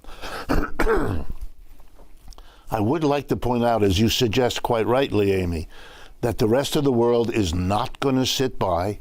The United States does not have the power it had in the 20th century. It is not in the position it seems to imagine itself. When the Secretary of the Treasury added to Mr. Trump's comments that he warned the rest of the world not to retaliate, that would imply that if they do, there would be escalation. Yes, he said, there will be escalation. Well, nothing will guarantee more escalation than if they do nothing, because then it's an invitation to Mr. Trump to keep doing it as each of these efforts doesn't work. Given how dramatic this was yesterday, is it possible he was deciding this to the very last second as they put this off? And explain exactly. You're a professor, you're a teacher. Most people don't even realize how tariffs work. Okay. A tariff is a tax. It's just a particular tax that got that name. It used to be called import duty. All it means is when something comes into the United States that was produced outside and is brought in to be sold, it has to pay a tax, as literally as it crosses our border into our country. It is paid by the American company that brings it in, which may pass it on to the consumer, usually what happens, and the tax goes to Uncle Sam. It goes to Washington. Mr. Trump loved to suggest that tariffs were paid by the others, a little bit like Mexico would pay for the wall. Never happened. It's not going to happen here either. It's an American tax. And there's something remarkable that clues you into how big a change this is, that the Republican Party, which has branded itself as the anti-tax party for a century, is now imposing the most massive tax imaginable. Why this big change? Because we have big, big problems, and this kind of slapping the rest of the world is an attempt to solve a little bit of them, but it is not going to work because we don't have the power to do it anymore. I want to go to UAW President Shawn Fain, who supports Trump's new tariffs, saying last week, "We applaud the Trump administration for stepping up to end the free trade disaster that's devastated working-class communities for decades." Fain spoke Sunday on CBS's Face the Nation. We've seen over 90,000 manufacturing facilities leave the United States. We've seen, in the Big Three alone in the last 20-plus years, 65 plants have closed. And so, look, tariffs aren't the total solution. Tariffs are a tool in the toolbox. to get these companies to do the right thing, and the intent behind it is to bring jobs back here and invest in the American workers. If they're going to bring jobs back here, they need to be life-sustaining jobs where people can make a good wage, a living wage, have adequate health care, and have a retirement security, and not have to work 7 days a week or multiple jobs just to scrape to get by paycheck to paycheck. Well, while UAW President Shawn Fain praised Trump's tariffs, he also said he had great concerns about President Trump's move to eliminate contracts for 700,000 federal workers, the firing of workers at the National Institute of Health and other agencies. I was a bit disappointed. I like Shawn Fain, many of us do. But this was disappointing. To say, basically, I will support the president because he does something that might help my union, even though Shawn Fain knows, as most economists do, that if you put a tax on the goods coming in, they will go up in price because we have to pay that tax now. And that will lead to domestic producers able to raise their prices because their competitors from abroad are stuck with this tax. So we expect a boost to inflation, which is going to hurt the working class of this country in a very serious way, especially if it builds on itself, which often happens when you do tariffs like this. And I want to remind everyone, including Shawn Fain, that the auto workers also represent workers in places that need export markets, that produce in America and sell abroad. When those countries retaliate, as they likely will, we will lose export markets, and that will mean fewer jobs. And no one, let me stress, no one now knows whether the jobs lost from this trade war will be greater or smaller than any jobs that are gained. It is a big risk being taken by Mr. Trump, and if it doesn't go well, it'll be very bad for the American economy. It will produce the recession folks are worried about, because if the prices go up, people buy less, and that loses jobs. When you look at all of this, this is an incredibly risky effort to blame the world, punish the world, and then cross his fingers, which is what he's doing, hoping it comes out all right. Reminds me of the football metaphor. This is a Hail Mary pass. You throw it down the field. You hope it bounces into your team's hands. But that's all it is, a long shot. And it's a sign of how troubled the American economy now is. If you can put this in the bigger picture, talk about the tax cuts and how they fit into the tariffs, what is it, something like $4 trillion in tax cuts and who benefits? And then talk about the other issues that President Trump keeps saying that they're not going to touch, even though what many call his co-president, Elon Musk, whether he steps back from being, giving speeches or not, going after Social Security, issues like Medicaid. Let me start with the tax issue. The biggest single thing that Trump did in his first presidency was the tax cut of December 2017. And when that tax cut was written into law, it had a sunset. It expires this year, 2025. If that expiration is allowed to happen, corporations and the rich, who were the big beneficiaries back then, will face a big tax cut. He doesn't want to do that because that's his base, that's his donor support. He doesn't want to have those taxes go back up. Well, then what is he going to have to do? If he keeps on spending and he doesn't let those taxes go back up, he's going to have to borrow trillions, as we have been doing. He doesn't want to be the president who keeps borrowing trillions, in part because the rest of the world is a major creditor of the United States, and they're not going to continue to do it the way they have. So he's in a jam. He has to do something. So his hope is to savage the expenditures in this country. Look what he's doing.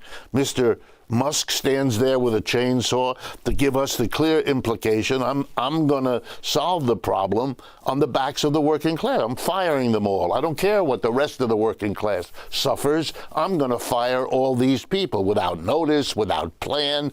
Calling this efficient is a silly joke. An efficient process takes time, takes experts. You're not doing that. You're just wholesale firing.